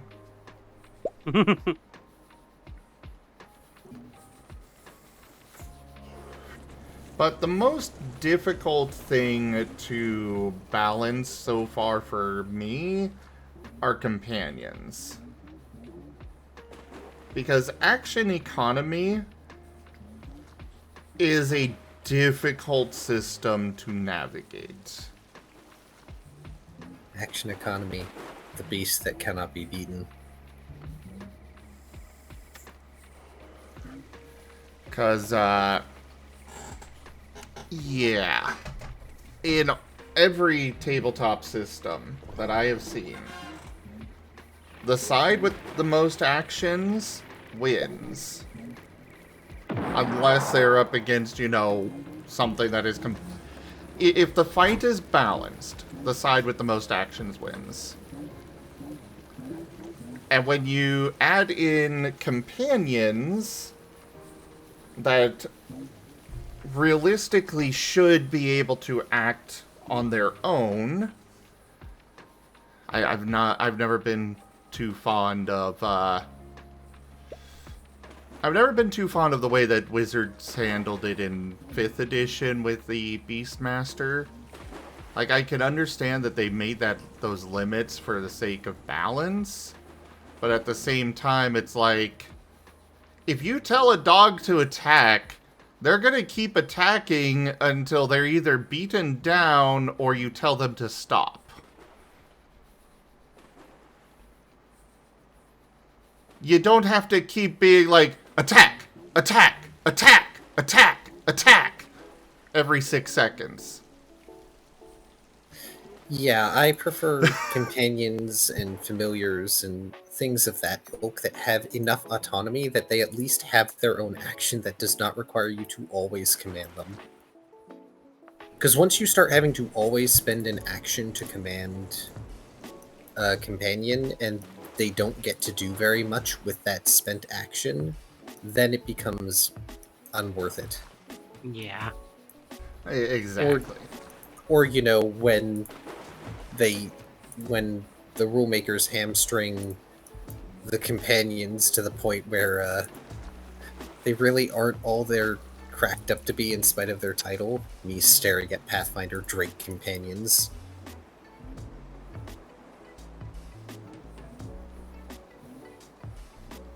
Yeah, Lucci, they need some balance work for sure. Ranger got so shafted with 5th edition. So horribly shafted. But of course, like, I can understand what their goal was with 5th edition, where they wanted each class to have their gimmick and be able to shine in their gimmick. The problem is, the Ranger's gimmick was traveling. Most people just skip over traveling. The Ranger's gimmick is terrains, which you don't usually see. Yeah. I know I had one DM at one point. It was a very short-lived campaign because I did not like the way he did this, but literally, he's like, alright, you gotta travel to the next town over. Oh, okay. We step outside. The area is covered with mist. You can't see anything. And now the mist is gone and you are at your destination. What? What? What were you doing? Playing Strahd?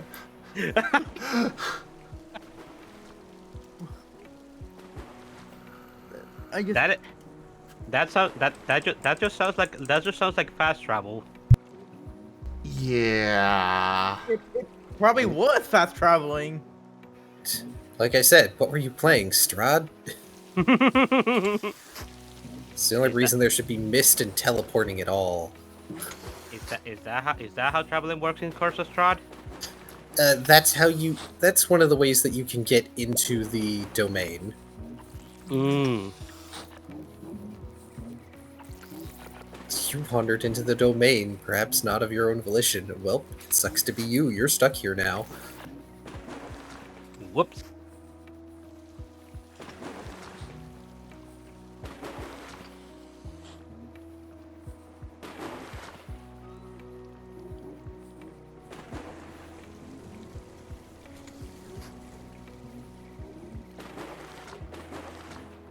Also, it looks like Wereni's computer's having issues, so... Oh. Oh.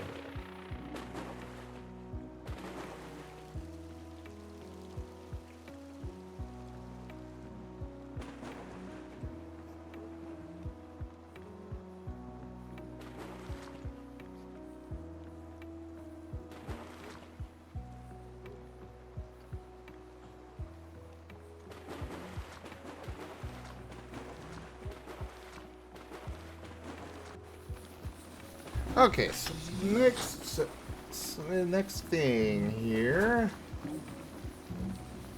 We got the stable stuff.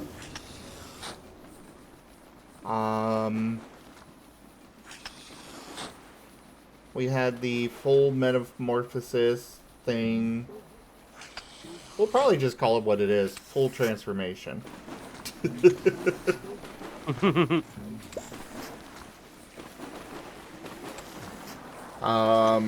I am thinking...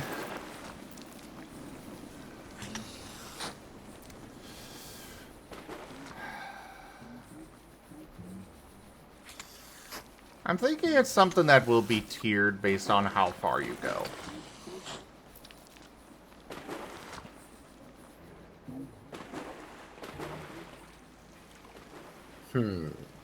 For stability. Okay. Because my initial thought was, transformation tiers experience costs, but also stability. But yeah, that would make sense depending on how complete you make that transformation would depend on how much stability it should cost you, because you are altering your entire body.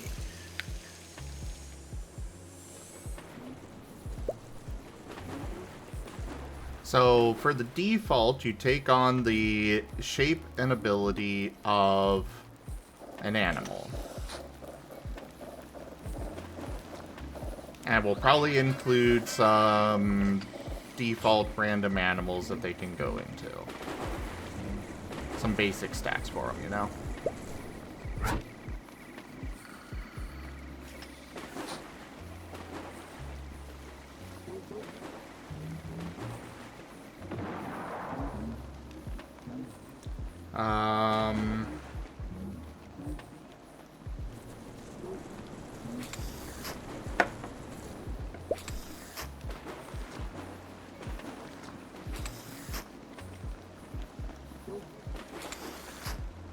I'm gonna step away while I'm thinking on this. Be right back. Okay.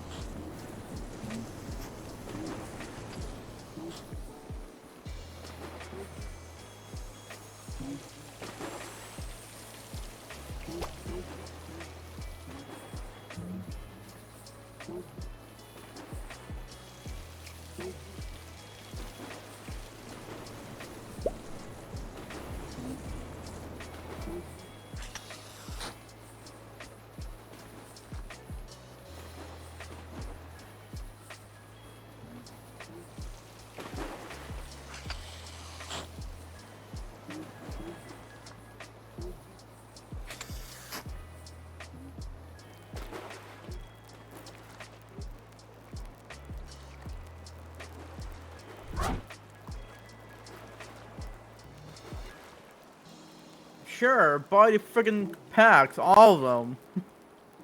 All of them.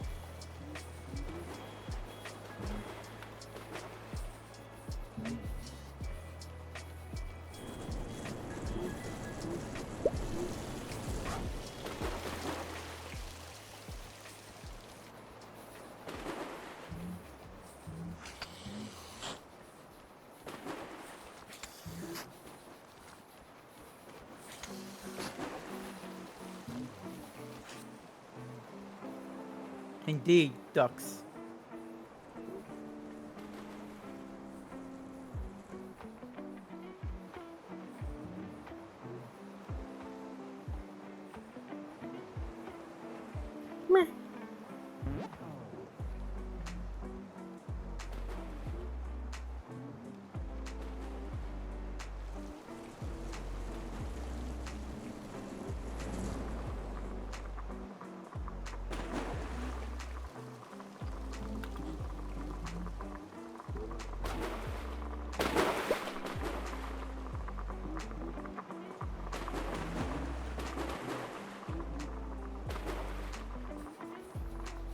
I am regretting having thrown away extra straw I had sitting here.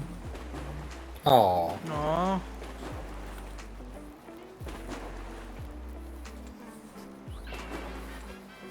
Hi, Fetch.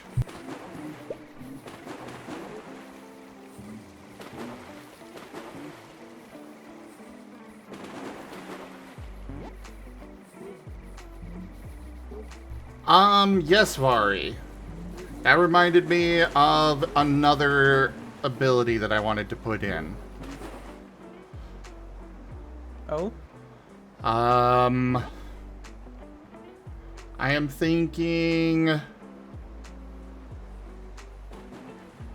friendly recognition for the name.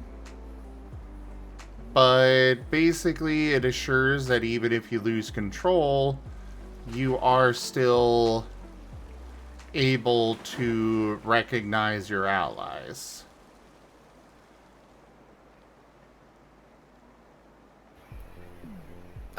the thing that barbarians, when they lost control in their rage, needed, even though I've never ever seen that happen.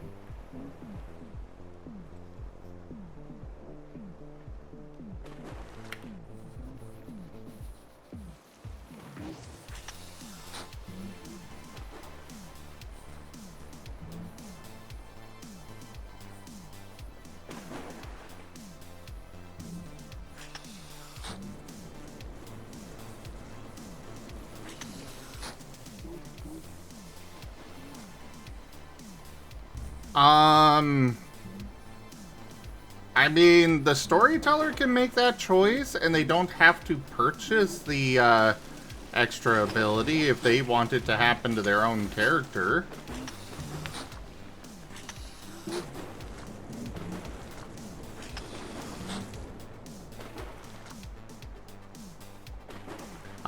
But I am thinking that this will be really cheap. I think 5 XP. I'll be right back. What's the ability name? What again?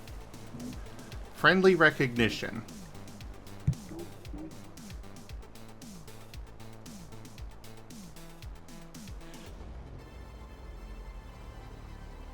And it basically allows you that if you do lose control of yourself, you are able to maintain recognition of your allies.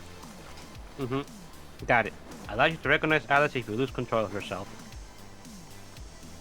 What this recognition will mean for your character will depend on your form.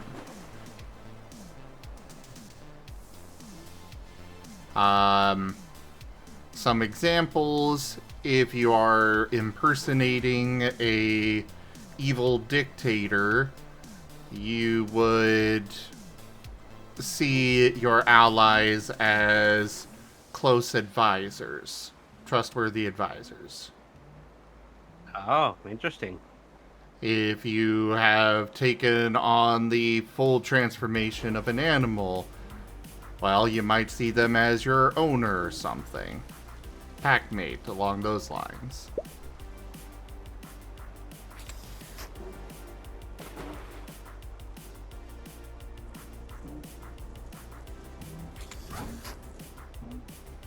Sound good, Key? Yeah, that sounds good to me. Just to give some protection against PvP. Protection against PvP. Unintended PvP, yes. Exactly. And of course, like you mentioned, a storyteller that would be against like PvP happening unless it was pre-planned. They could just hand wave that if you're going to use shape-shifting, you already have it. Exactly. So, Well, what I was saying is more of because Shadow Wolf asked what if it, for story reasons, they don't recognize their friends? And it's like, well, I mean, the storyteller can just decide that, like the storyteller can just decide anything. And if you, for some reason, don't want your character to do that, well, you don't spend the 5 XP for that ability. Indeed.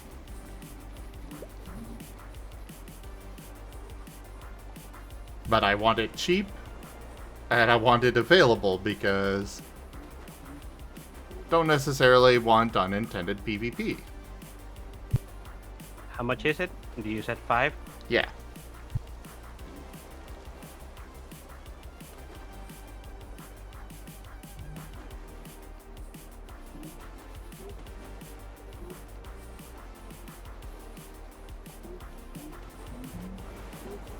I know we discussed having a... Oh, right, I need to update my category.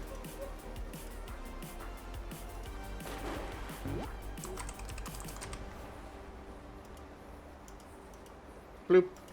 There we go. bleep, bleep.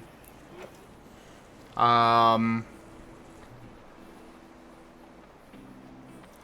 know we discussed how the stability is going to work. Let me check these notes from Ren. Because I don't remember how it was going to work.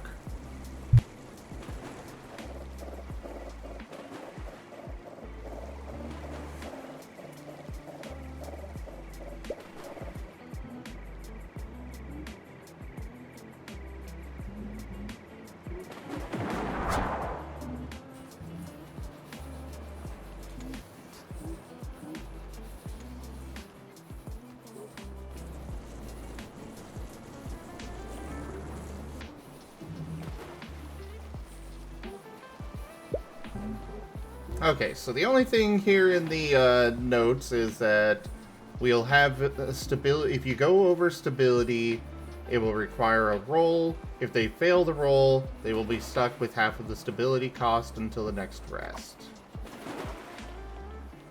Or no, that was for... So part of that is for reverting. Just to have that chance of, you know...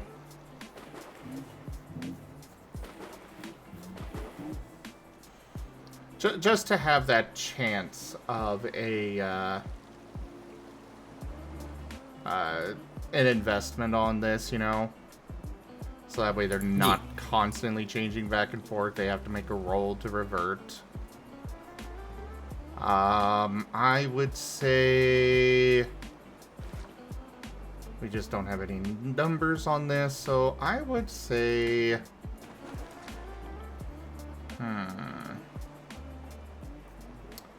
They roll presence or insight, maybe?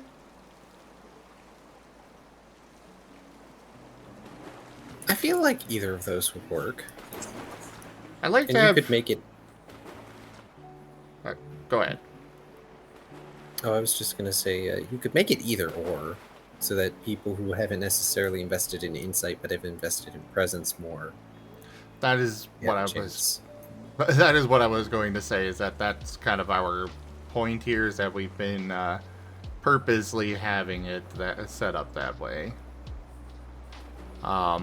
Where it's you get to choose between 2 skills for most things, so if you didn't invest in one, maybe you invested in the other.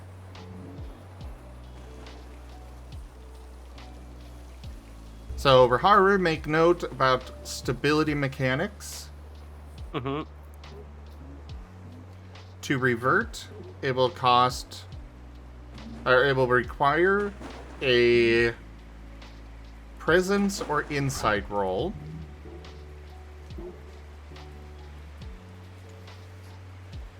You need... I'm thinking 1 success for every 10 stability.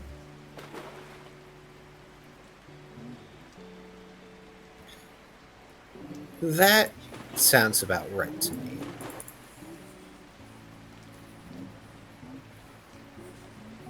Yeah, so you need 1 success for every 10 stability. If you fail this roll, you still revert, but half of the stability cost is locked away until next full rest. Sound good? What was that last one? It'll be 1 success on a presence or insight roll to revert a change. Mm. It'll be 1 success per 10 stability that you have of changes that you have had. Mm-hmm. And if you fail, you still revert, but half of the stability is locked away until your next full rest.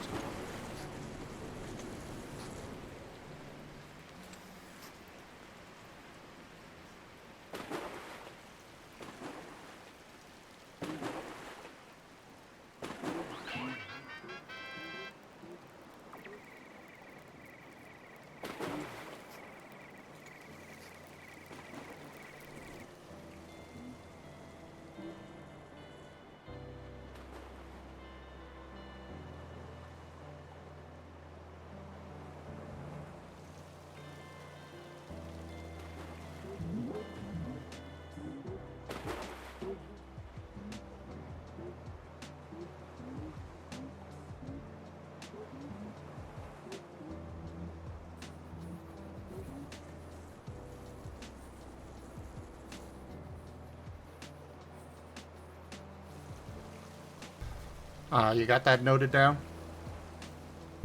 Yes. To revert, require presence or insight roll, 1 success for every 10 stability. If you fail, you will revert, but half of the stability is locked away until next full rest. Cool.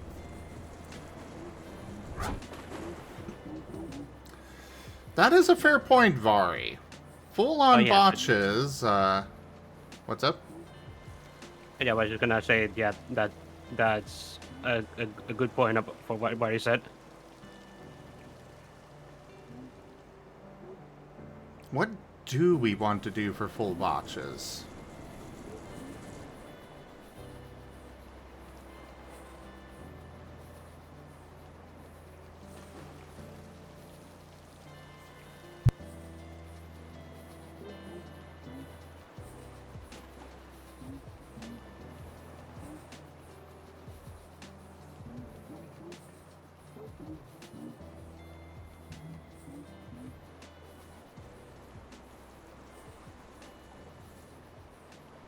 Key, any ideas?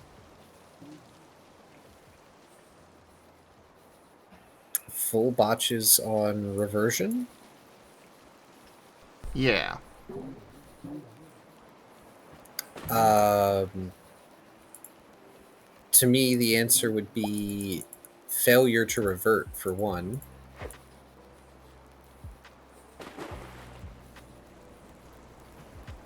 And Definitely that.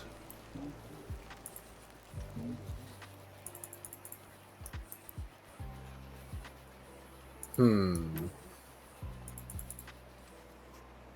don't want to enforce PvP with this.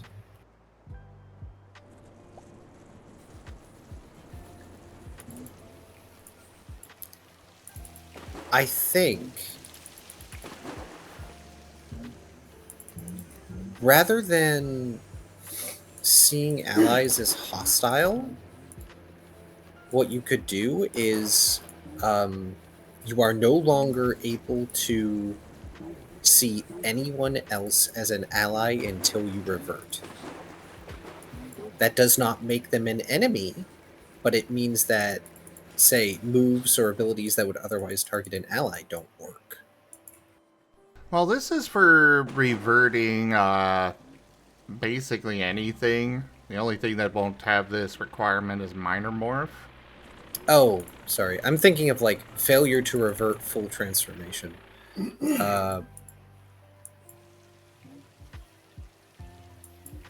Maybe it sends you further into the form.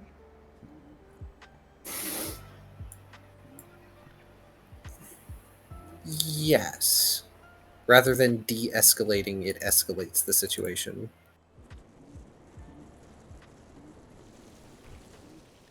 Which means if you fail at reverting a subtle shift, you could wind up full animal anyways.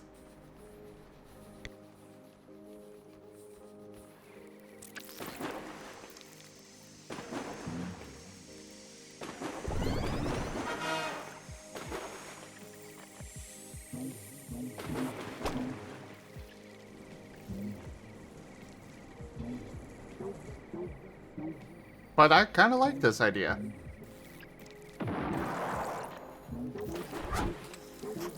I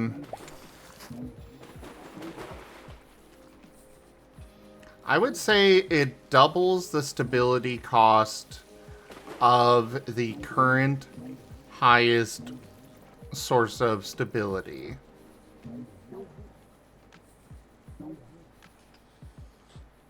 And then follows normal rules from there.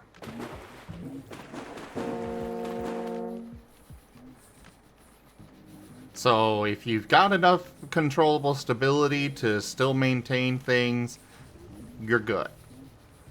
But if that puts you over your controllable stability, well, we'll figure out the rules for that. Because I'm okay with people pushing the limits. If they're okay with, potentially suffering the consequences thereof. You know, as they should be.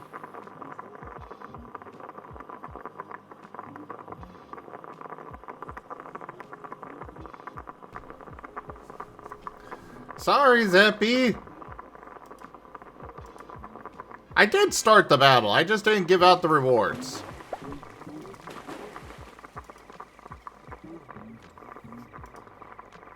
It's been a while since I last did Stream Raiders.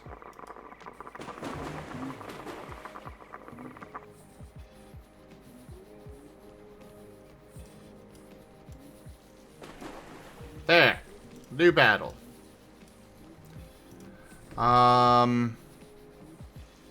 But yeah, botches are supposed to be big scary. If you somehow manage to botch when you've got the ability for re-rolling and soul, using the soul boost and such, if you're still able to botch, you kind of have whatever's coming.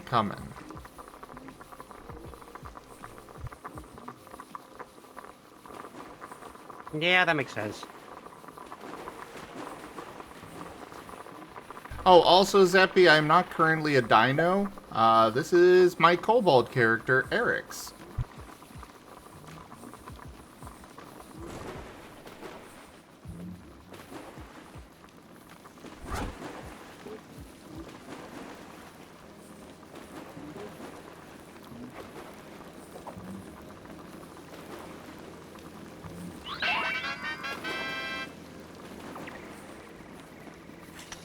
Sorry, ADHD brain went, oh right, I was going to say that to Zeppy and forgot. Alright, so next thing to cover would be how going over controllable stability is going to function.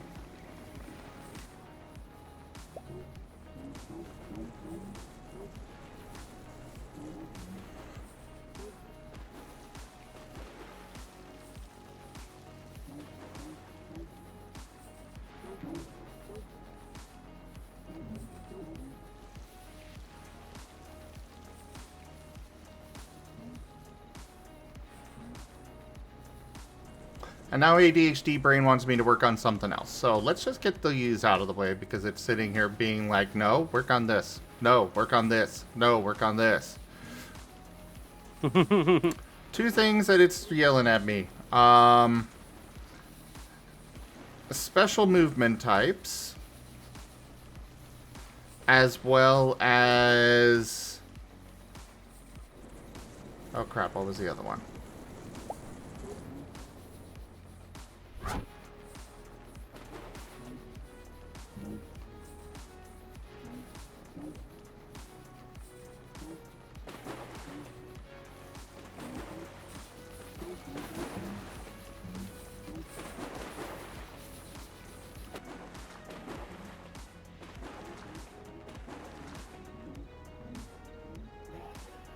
For shapeshifting or just rules in general? For shapeshifting. Right. Ah. Okay, so special movement types, I was thinking, like, I mean, we're talking about shapeshifting. Why can't they just grow wings? Exactly. Because sure, they could, you know, turn into a bird, but, you know, they could also just, poof, I have wings now. So we should come up with rules for that.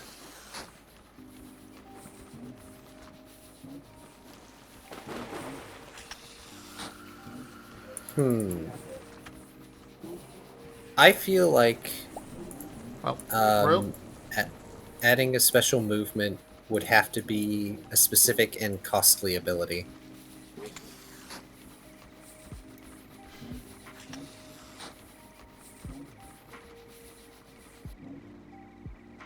we can let's put a small pin in that.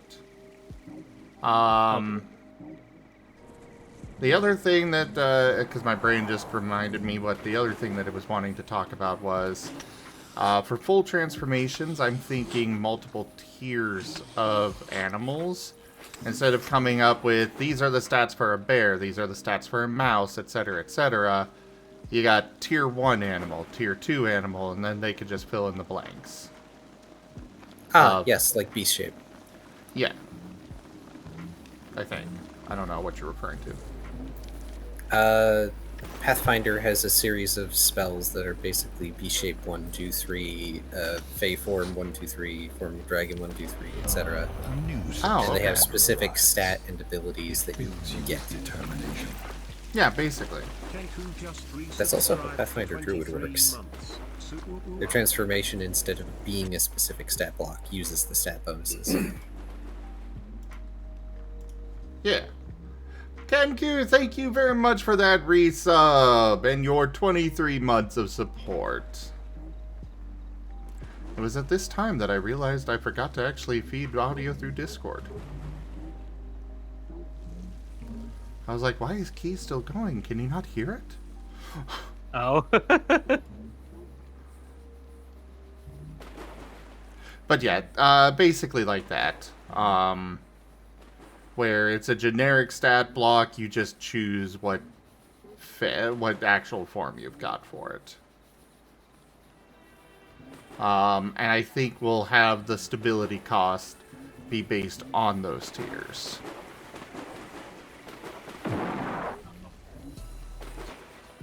But that's for full transformation. Let's go back to the special movement types.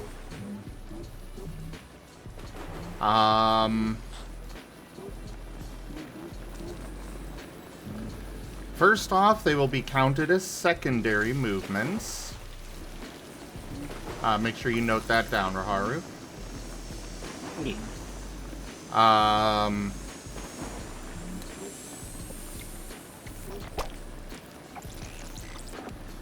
They will be secondary movement types, so that we've already got rules established on how something being a secondary movement works. I think we'll definitely have different costs for each one.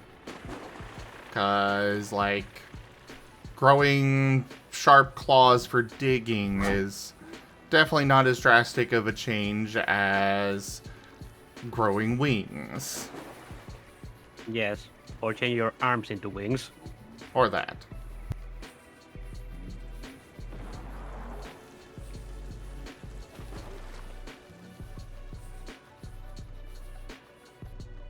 So let's just start with the list of special movement types and go down it. Where is it? There it is. Burrow, allowing you to dig.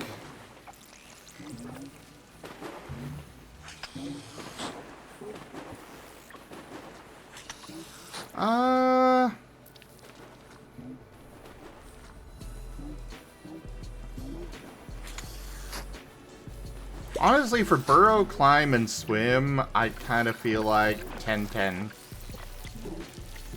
10 XP, 10 stability each.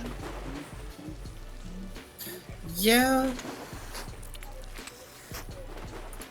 Because those are things that can technically be supplemented by actual ability. Climbing and swimming, at least. Tank EXP, tank stability. Yes.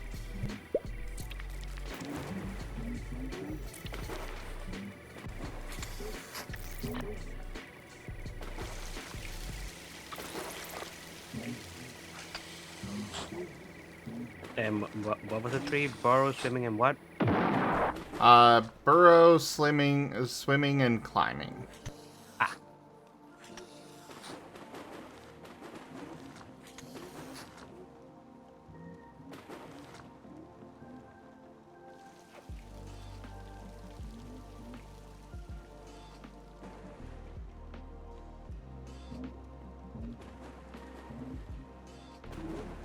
So, yeah, they'll count as secondary. It, gives you 20 feet movement of each as such, because that's the established way that works. Another thing related to this, gills.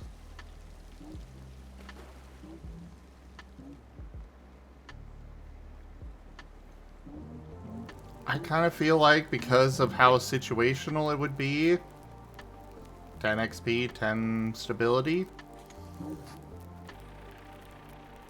Hell. No, I think I'm good with that. Yeah. And it's temporary.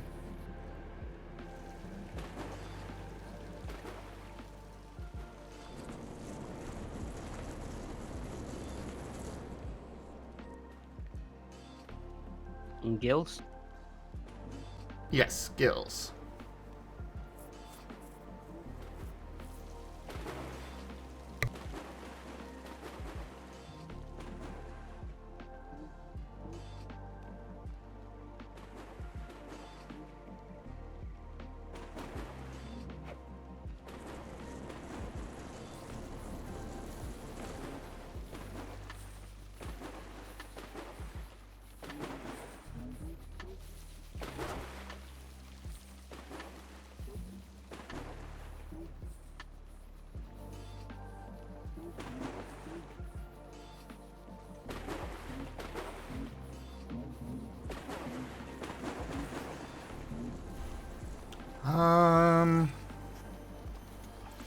Flying and hovering.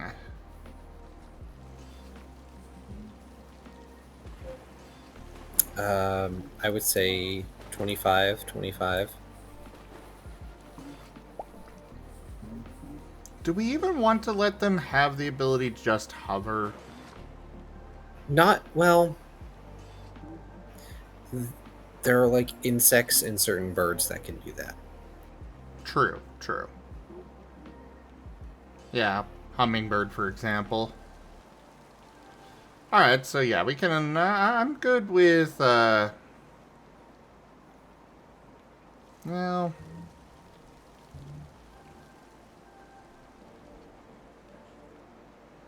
Yeah, 25-25 sounds good to me.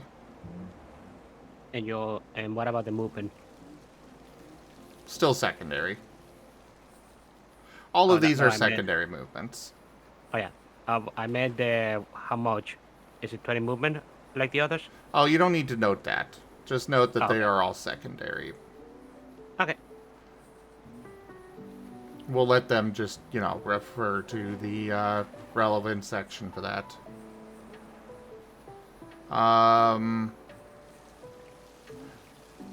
Rest well, Zappy Boo. Ren's been a while for a while. Ren's been away for a while. Yeah. Diopet. Where are you, Diopet?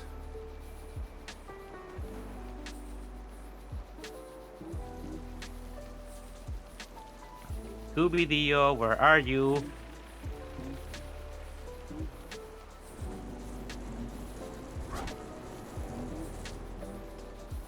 He must be indisposed. Yeah, I guess so. Now, here is a curious one. Phasing.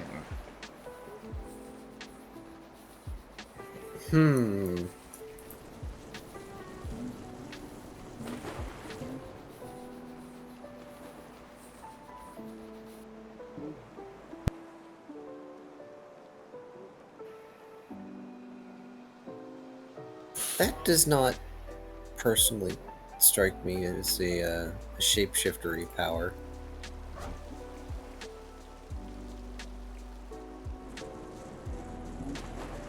I mean, I could personally argue it away.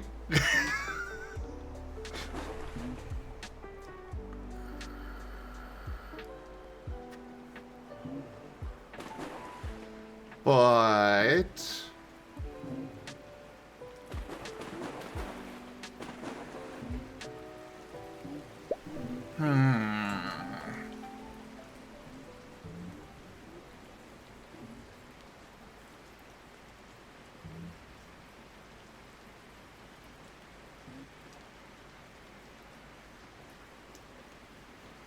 Gaseous / liquid form? Ooh. That's definitely very shapeshiftery. Yeah, I think I'll agree on the phasing. But I do like the idea of gaseous / liquid form.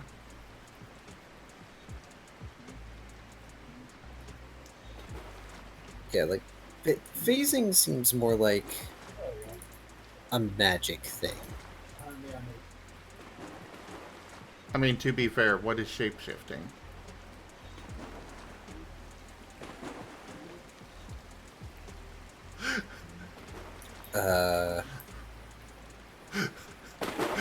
It's kind of a magic thing itself. Something recombinant physiology. You quiet you.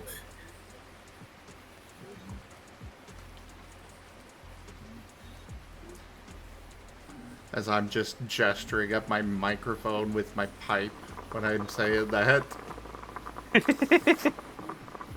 I like having a pipe, damn it. Alright, so... gaseous / liquid forms definitely are interesting. So those shapes would combine the abilities of several other features, which should probably have them as a prerequisite.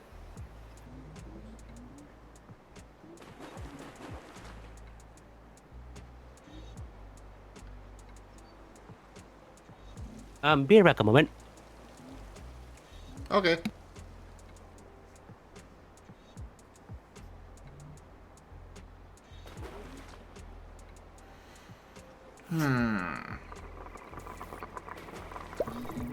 Oh dear. What? My game has decided to bork. That is no good. What game? 14. Ah. I'm just gonna log out for safety's sake.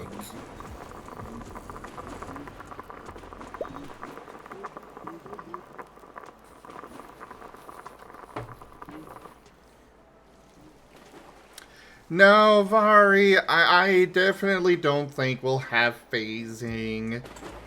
But gaseous / liquid forms could let you squeeze through little cracks in walls rather than just walk through them. So it's not the same as phasing, but depending on where you are, it could be as effective as it.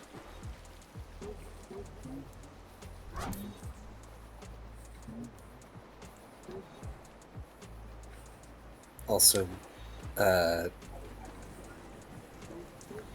totally an excuse to cosplay as a proper vampire. Part of me is thinking we may not allow gaseous form.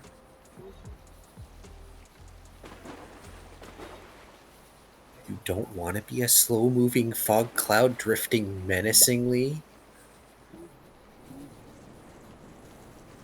I mean, I'm not saying that I don't want that, I'm just saying...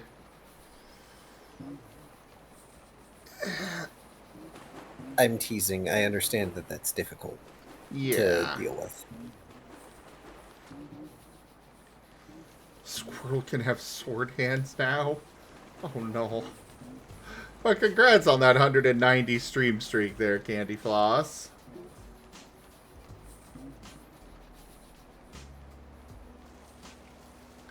But yeah, I'm not sure I want to allow gaseous form.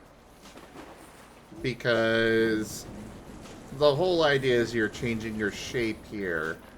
And when it comes to a gaseous form, the whole idea of like, the mechanics behind actually having one would kind of be too much of a headache. You would be better off figuring out a swarm form. Exactly. I have a turn. Which in itself is a headache. Because many sensory inputs. Anyway, I will be right back. Yeah, too much dissolution of form. Exactly, Vari. That said, I am okay with a liquid form.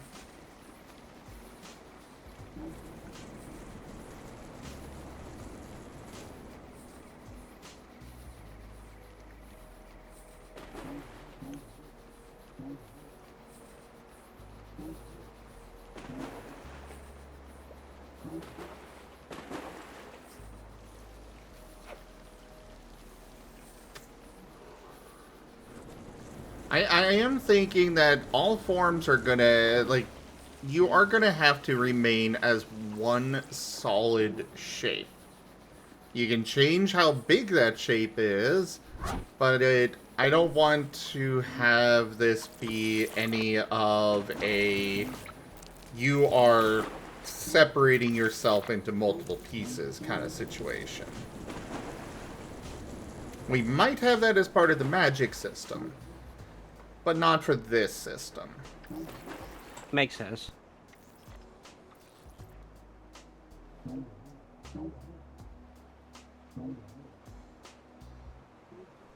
So basically, you won't be able to separate yourself out from where you are. But considering some Pokemon are literally just, you know, gelatinous forms, or liquid forms, I mean, why not allow people to go that route?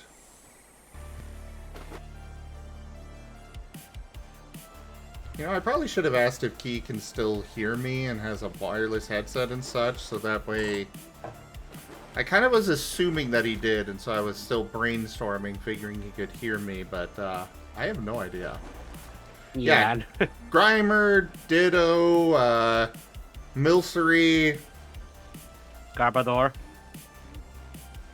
Kinda. I wouldn't really consider that necessarily liquid. Oh, yeah. Fair enough.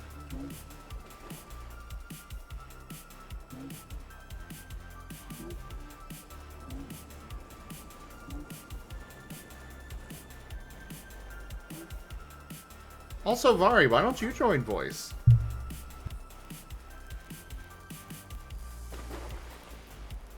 especially since I know you are very invested in this shape-shifting system.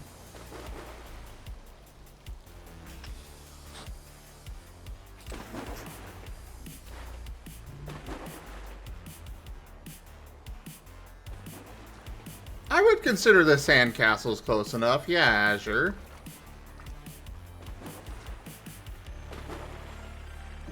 I just noticed the time. It is getting late, and I will need to make dinner and get off the call, I think. Oh, right now? Well, do you need me immediately? No,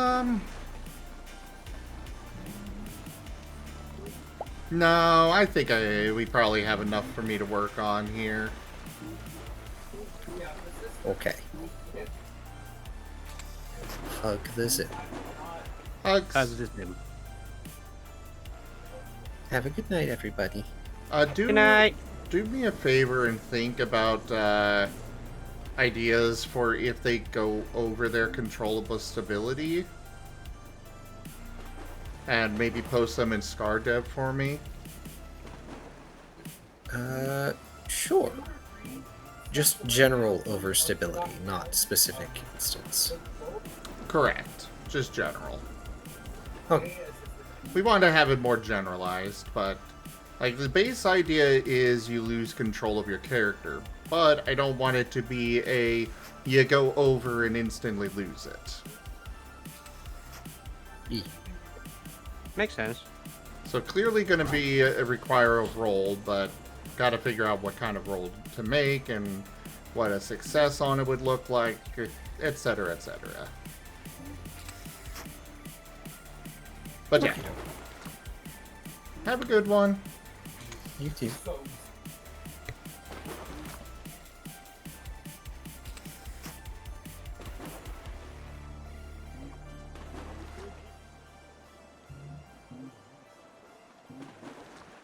And now we've gained a Furry. Hi, Barry. I just missed you, darn. Yeah.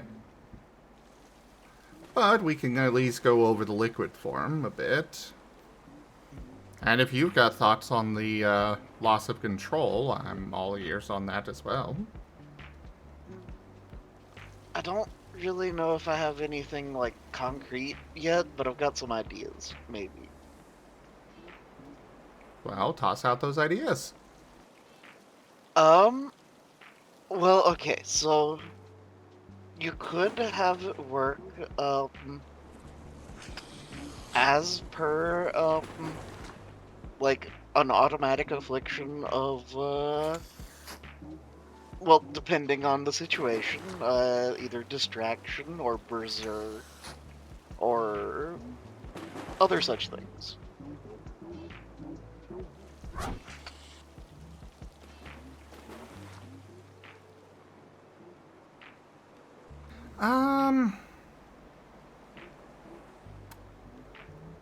I don't know if I want it to be a, I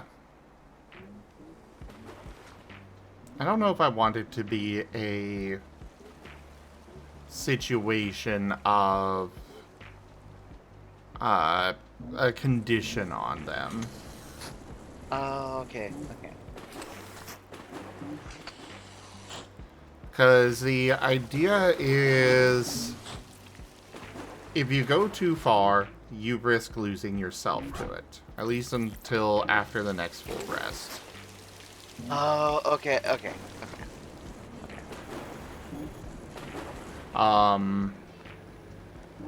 Which is why the, you know, maintaining the stability is important. And the whole, friendly recognition ability is important as well. Ooh, actually, how about, okay, I figure that, willpower would be a important factor in this case of keeping yourself together as you're kind of metaphysically falling apart. So, how about at the storyteller's discretion, willpower rolls to maintain autonomy, with the fail state being the storyteller decides what happens, what you do. I like that. I mean, that is kind of part of it. Like the control of your character goes to your storyteller, though if you've got the one ability, your allies can direct you in various directions easier. But I think that having it be like a as you get deeper into stability debt, it becomes a more and more difficult willpower save, effectively, or something like that. Well, we do have soul save. Or yeah, that would work too, I suppose.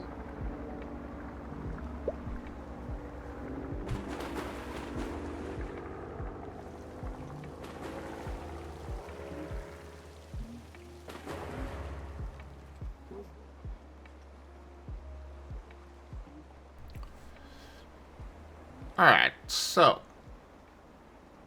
I am thinking it's going to function similar to trying to revert. You will need to make a soul save if you go over. It will be required the moment you go into, as you put it, stability debt. Make sure you're noting this for Harvard, by the way. And if you need me to slow down, let me know. Okay, start from the beginning, sorry.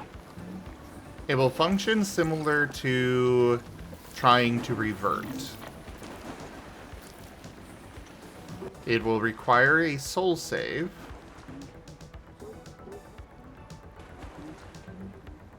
The soul save is required immediately upon going into stability debt. You will need 1 success per 10 stability.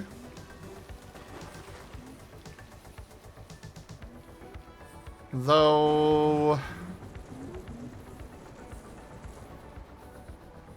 should we have it be where it's 10 stability that you are over?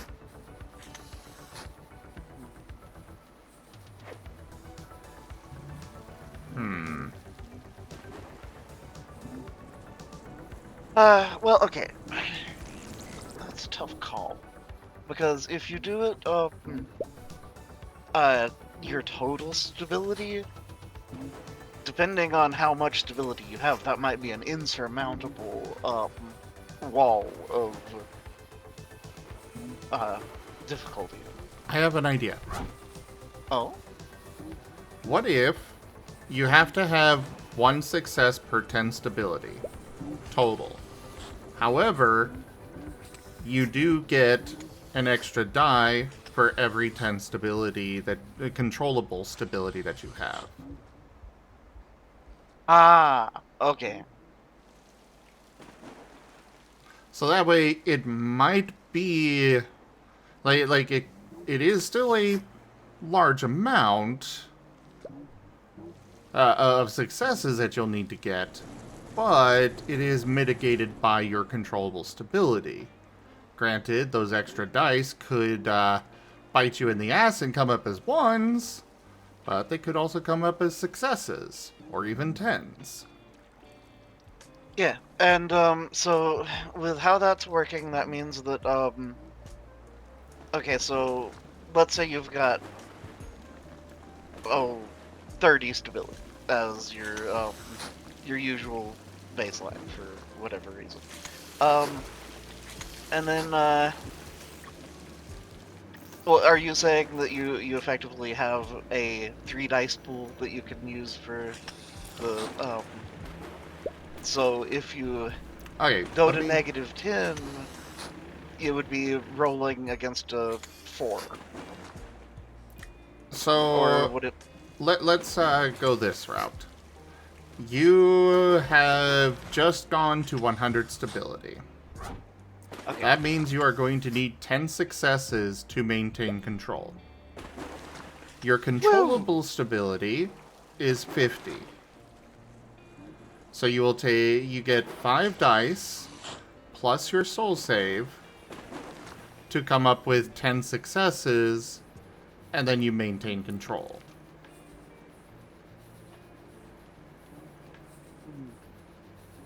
But okay, so I thought that this was a thing that was when you ran out of stability in general.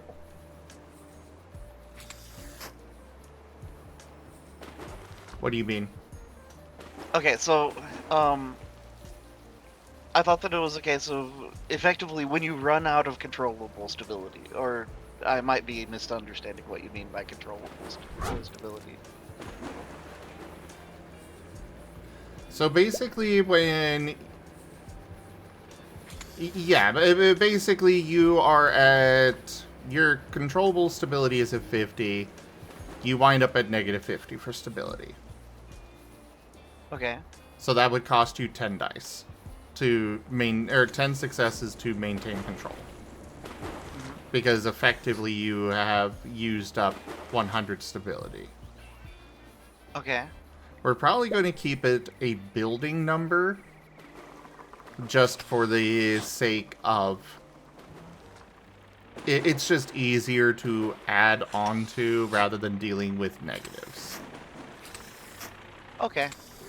Um, I'll absolutely need to like see this in action to really get a grasp of things. Yeah. But yeah.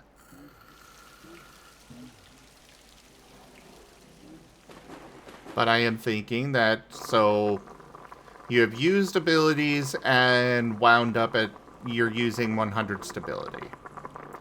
You can only control 50.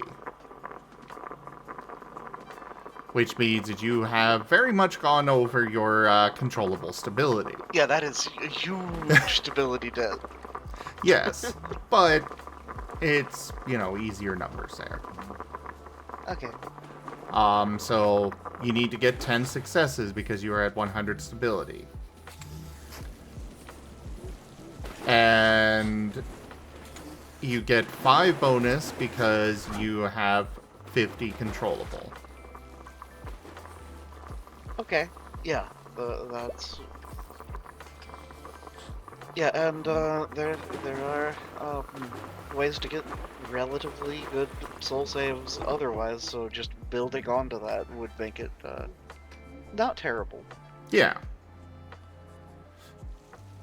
The thing is that this roll will be required anytime you acquire more stability.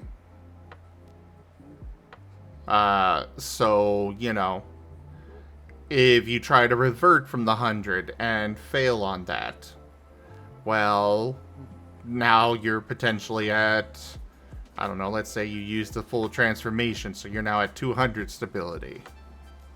Good lord. Because you botched. Oof. You're basically guaranteed to lose control of your character at this point, but, I mean, we've seen crazier things out of dice. Looking at you, exploding tens. just look at. Looking at you, Nova. I was just about to say, look at Nova's every other roll. Rolling a 15 on a for like a 60-10 or something. Yeah. But yeah, that's how I'm thinking it'll work, is every time you accrue more stability over your controllable stability, you have to make that roll. In addition, you will need to make that roll anytime something happens that could break your concentration on maintaining yourself. Yeah. In combat, that's going to be damage. You take damage, you got to make another check.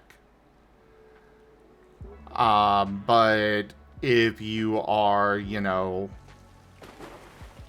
if you're not in combat, we still need to have potentials to, ways for you to lose that. So, like, if you're sneaking through a castle and get spotted by a guard, they call out to you like, "Hey, what are you doing here?" And, gives you that little jump or something. Hear Stop. me out. Violated the law.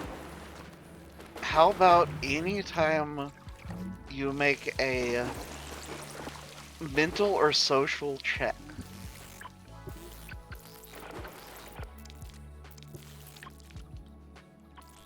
I don't necessarily want to tie it to checks. The Okay. reason for that being the fact that there are a lot of times where storytellers may just not require you to make a check. Yeah, that is fair. But you could still be doing something that, could potentially lead to a disruption. So leaving it more open-ended, yeah, that's reasonable.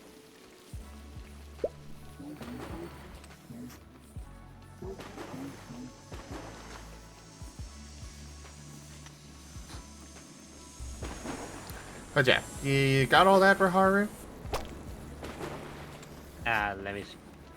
Function similar to trying to traverse requires soul save. The soul save is required ability upon going into stability dead. You will need 1 success for every 10 stability. Get a bonus of 1 die for every 10 controllable stability. Is that correct? Yes. Also put in that you have to make the check anytime you acquire more stability when already in stability debt.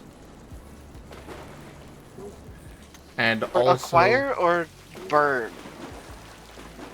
We're just going to go with acquire. Okay. Again, just building up numbers rather than dealing with negatives. Fair. It takes slightly more thought process to figure out that negative 50 would equal you using 100 stability if you've got 50 controllable stability. That's fair. Fair. Whereas if we were just saying, okay, you have acquired 100 stability, but you can only control 50, well, there you go, 150. Yeah. How you want to word it on your sheet, I don't care, but that's the wording we'll use. But anyways, anytime you acquire more stability, it'll require a check. And you'll also have to make a check if anything happens that could disrupt your concentration on yourself. Such as damage in combat, being spotted by a guard while sneaking through a castle. I am drawing a blank on more examples, but we definitely want more examples.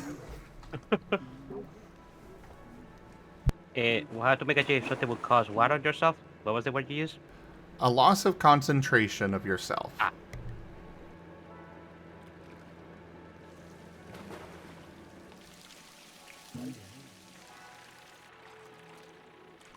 Because when you go over your controllable stability, part of your head, part of your mind is sitting there focusing on, I am me. I am me. I am me. Fair. Or hopefully, trying desperately to hold the scraps together. Exactly.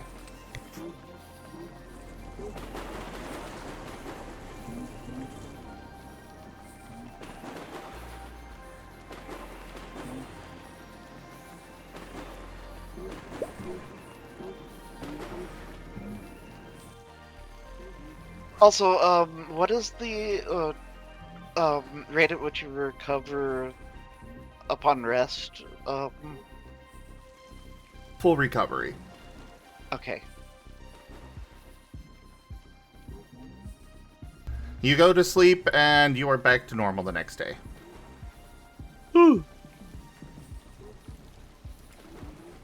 Keep it simple, stupid. Kiss. There are a lot of things in this system that I have been like, you know, we could make it this complicated, and then I'm like, nope, kiss. While I like this idea, I know that there are a lot of players that would not. Kiss. Understandable. Understandable. Alright, I gather, it's,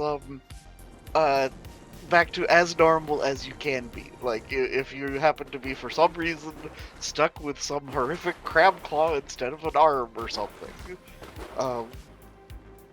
yeah, that would probably weigh on your sanity a little bit.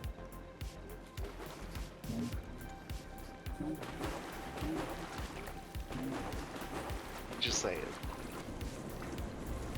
Are you wanting me to do horrible things to Osman there, Bari? Are you wanting me to make it where Osman keeps a crab claw? No. One of your arms is a crab claw, the other one is an eldritch tentacle.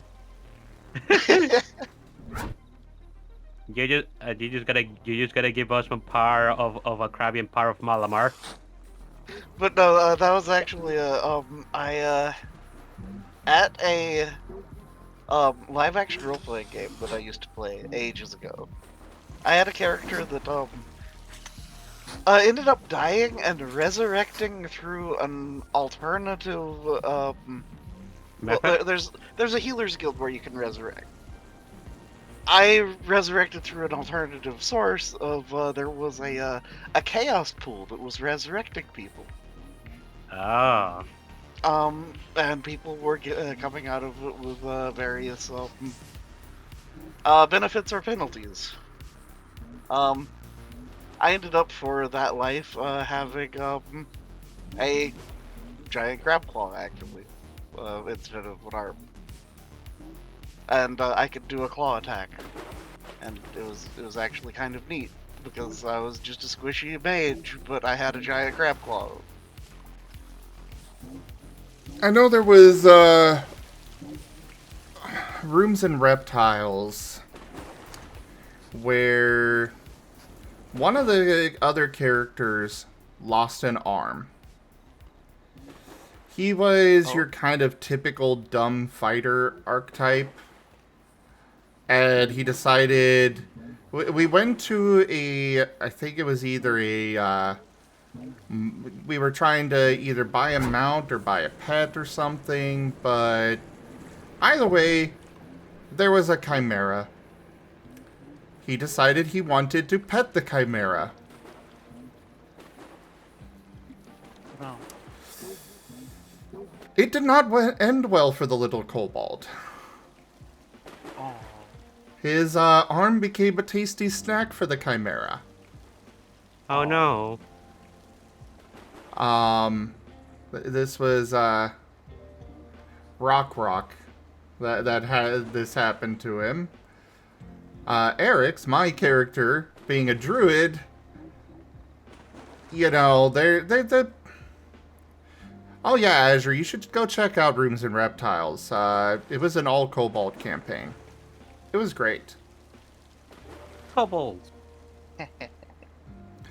We wound up deciding, so the story, you know, the DM had his own plan for how the story was going to go.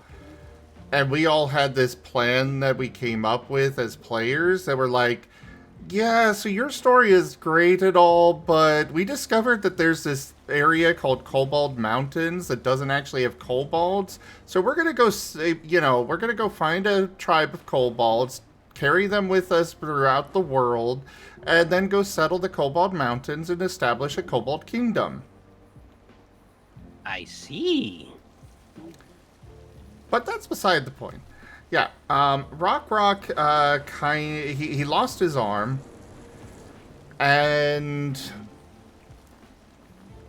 one thing that drives me nuts about D&D is it's like, I could make an entirely brand new body for somebody before I could reattach a limb. Ah.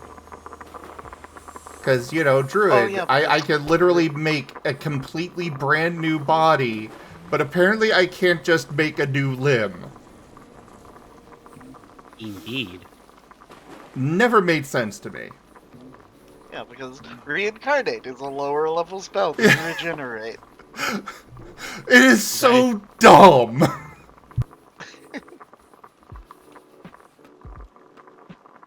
But I talked with Dova, the DM, and came up with a plan where basically I attached a shape-shifting tentacle to his arm. And, well, that thing was definitely an eldritch abomination. Oh dear. But he had his arm back.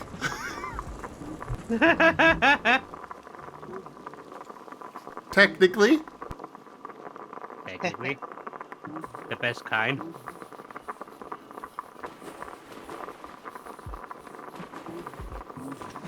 But yeah, good times. Good times.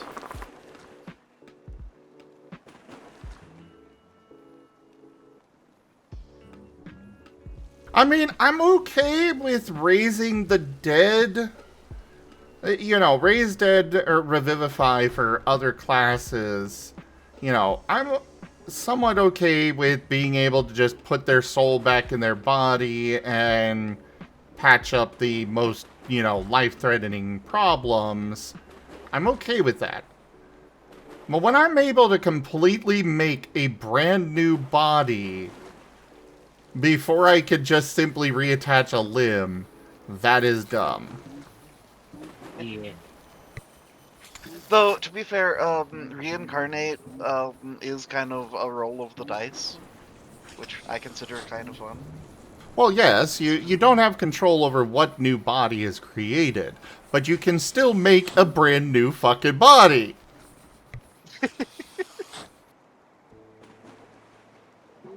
I could give you 2 brand new arms, but I can't reattach that arm. That is weird. At that point, it's like, okay, buddy, sorry you lost your arm. We're just gonna, you know, slit the throat, and I'll just make you a new body. There, 2 arms again.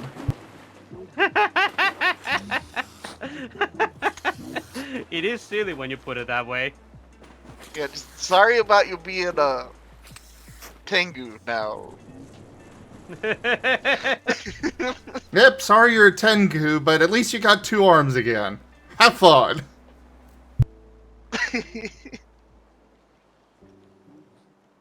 Reincarnate is just TF juice with extra steps. Hi, Raijin. Also, mwah.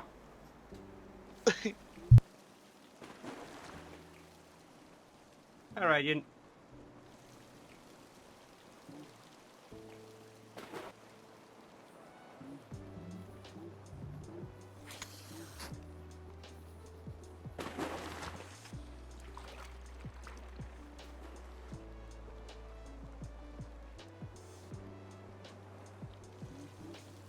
That made us all laugh, so I'm making it a quote. Definitely quote worthy. Also, I suppose I should probably put what I said as a quote. Not a bad idea.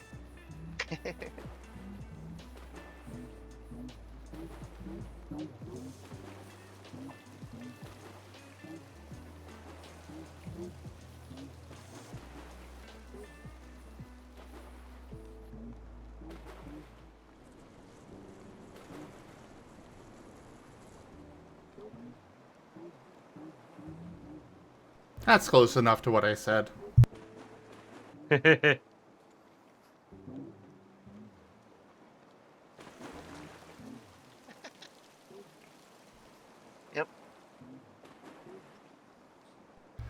Ido, since Geeman came around, I have had more quotes added on this channel than I did for the first, like, 6 years of this channel. Wow.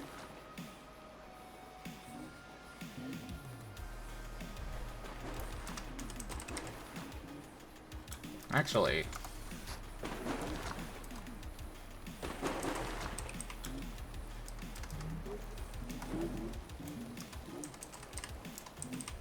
Holy crap. Whoa. Wow.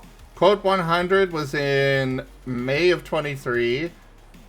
Quote 101 was in September, or, August of 23.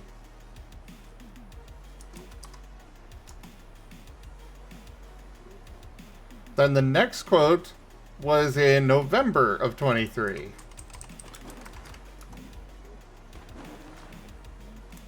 Oh, hey, we had another one in November of 23. Then again, that is about the time that the Geeman showed up. Okay, so the quote 102, I feel doesn't convey something. I figure that there's a lot of exasperation there that is not just hazarding a guess. Oh no, that is actually I was so addicted and could not stop. I'm like, just one more street. Just one more street. I'm just gonna add one more street. And then I'll stop, and then just one more street.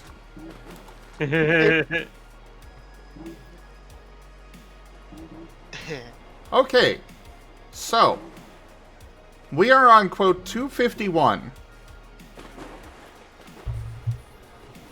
More than half of the quotes were made this year. I have been streaming for 8 years. Whoa.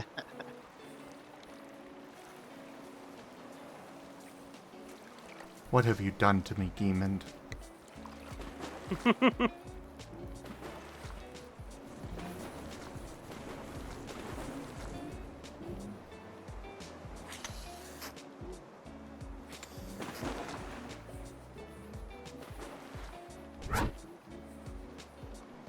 Geemond is quote Brine. Yes.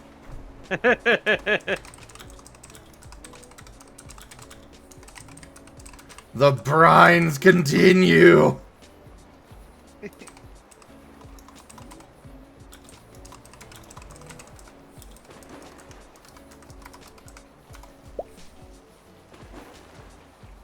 No, half of them were not referring to the forbidden quote, Raijin. So yeah, it does line up with when you joined in Geemond.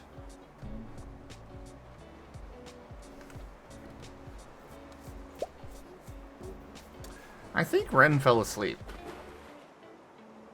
That is the only logical conclusion at this point. Wait, isn't Rin still streaming? I believe he is. Yep, he is.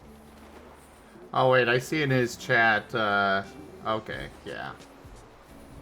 Oh, I see. Oh dang. Yeah, he didn't say anything about that before leaving, so must have been having just very bad stomach issues. Dang. Hope he feels better. Me too. But one last thing to figure out was the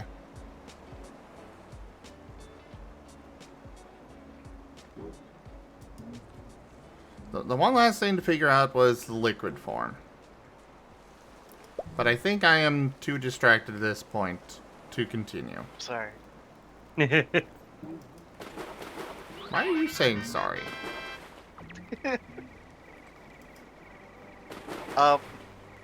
Because I'm probably partially a contribution to the distraction. Ah, fair. But I've also been going for 3 hours on this, so I think taking a break is fine. We got some really good notes in, so I've got a lot to work with. Yeah. Hope my notes are good. Yep, please send them, and make sure that I can edit them. Oh, yeah. So I can cross them out and stuff as I put them in. But yeah, thank you everybody for joining us so far on the stream today. That was DevTales with Wereni here a little bit for the art.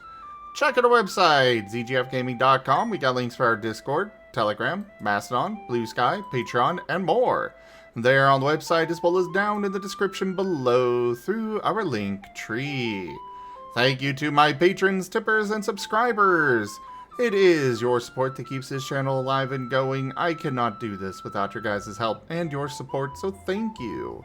Consider becoming a patron over at patreon.com/zgfgaming. It's one of the best ways to support the channel, though you can also do so by grabbing some merch over at zgfgaming.store, subscribing to us on Streamloots or on YouTube, or you can also help out by picking up packs of cards through Streamloots. But for now, thank you so much for joining, and I bid you all the most fondest adieu. Later, everyone.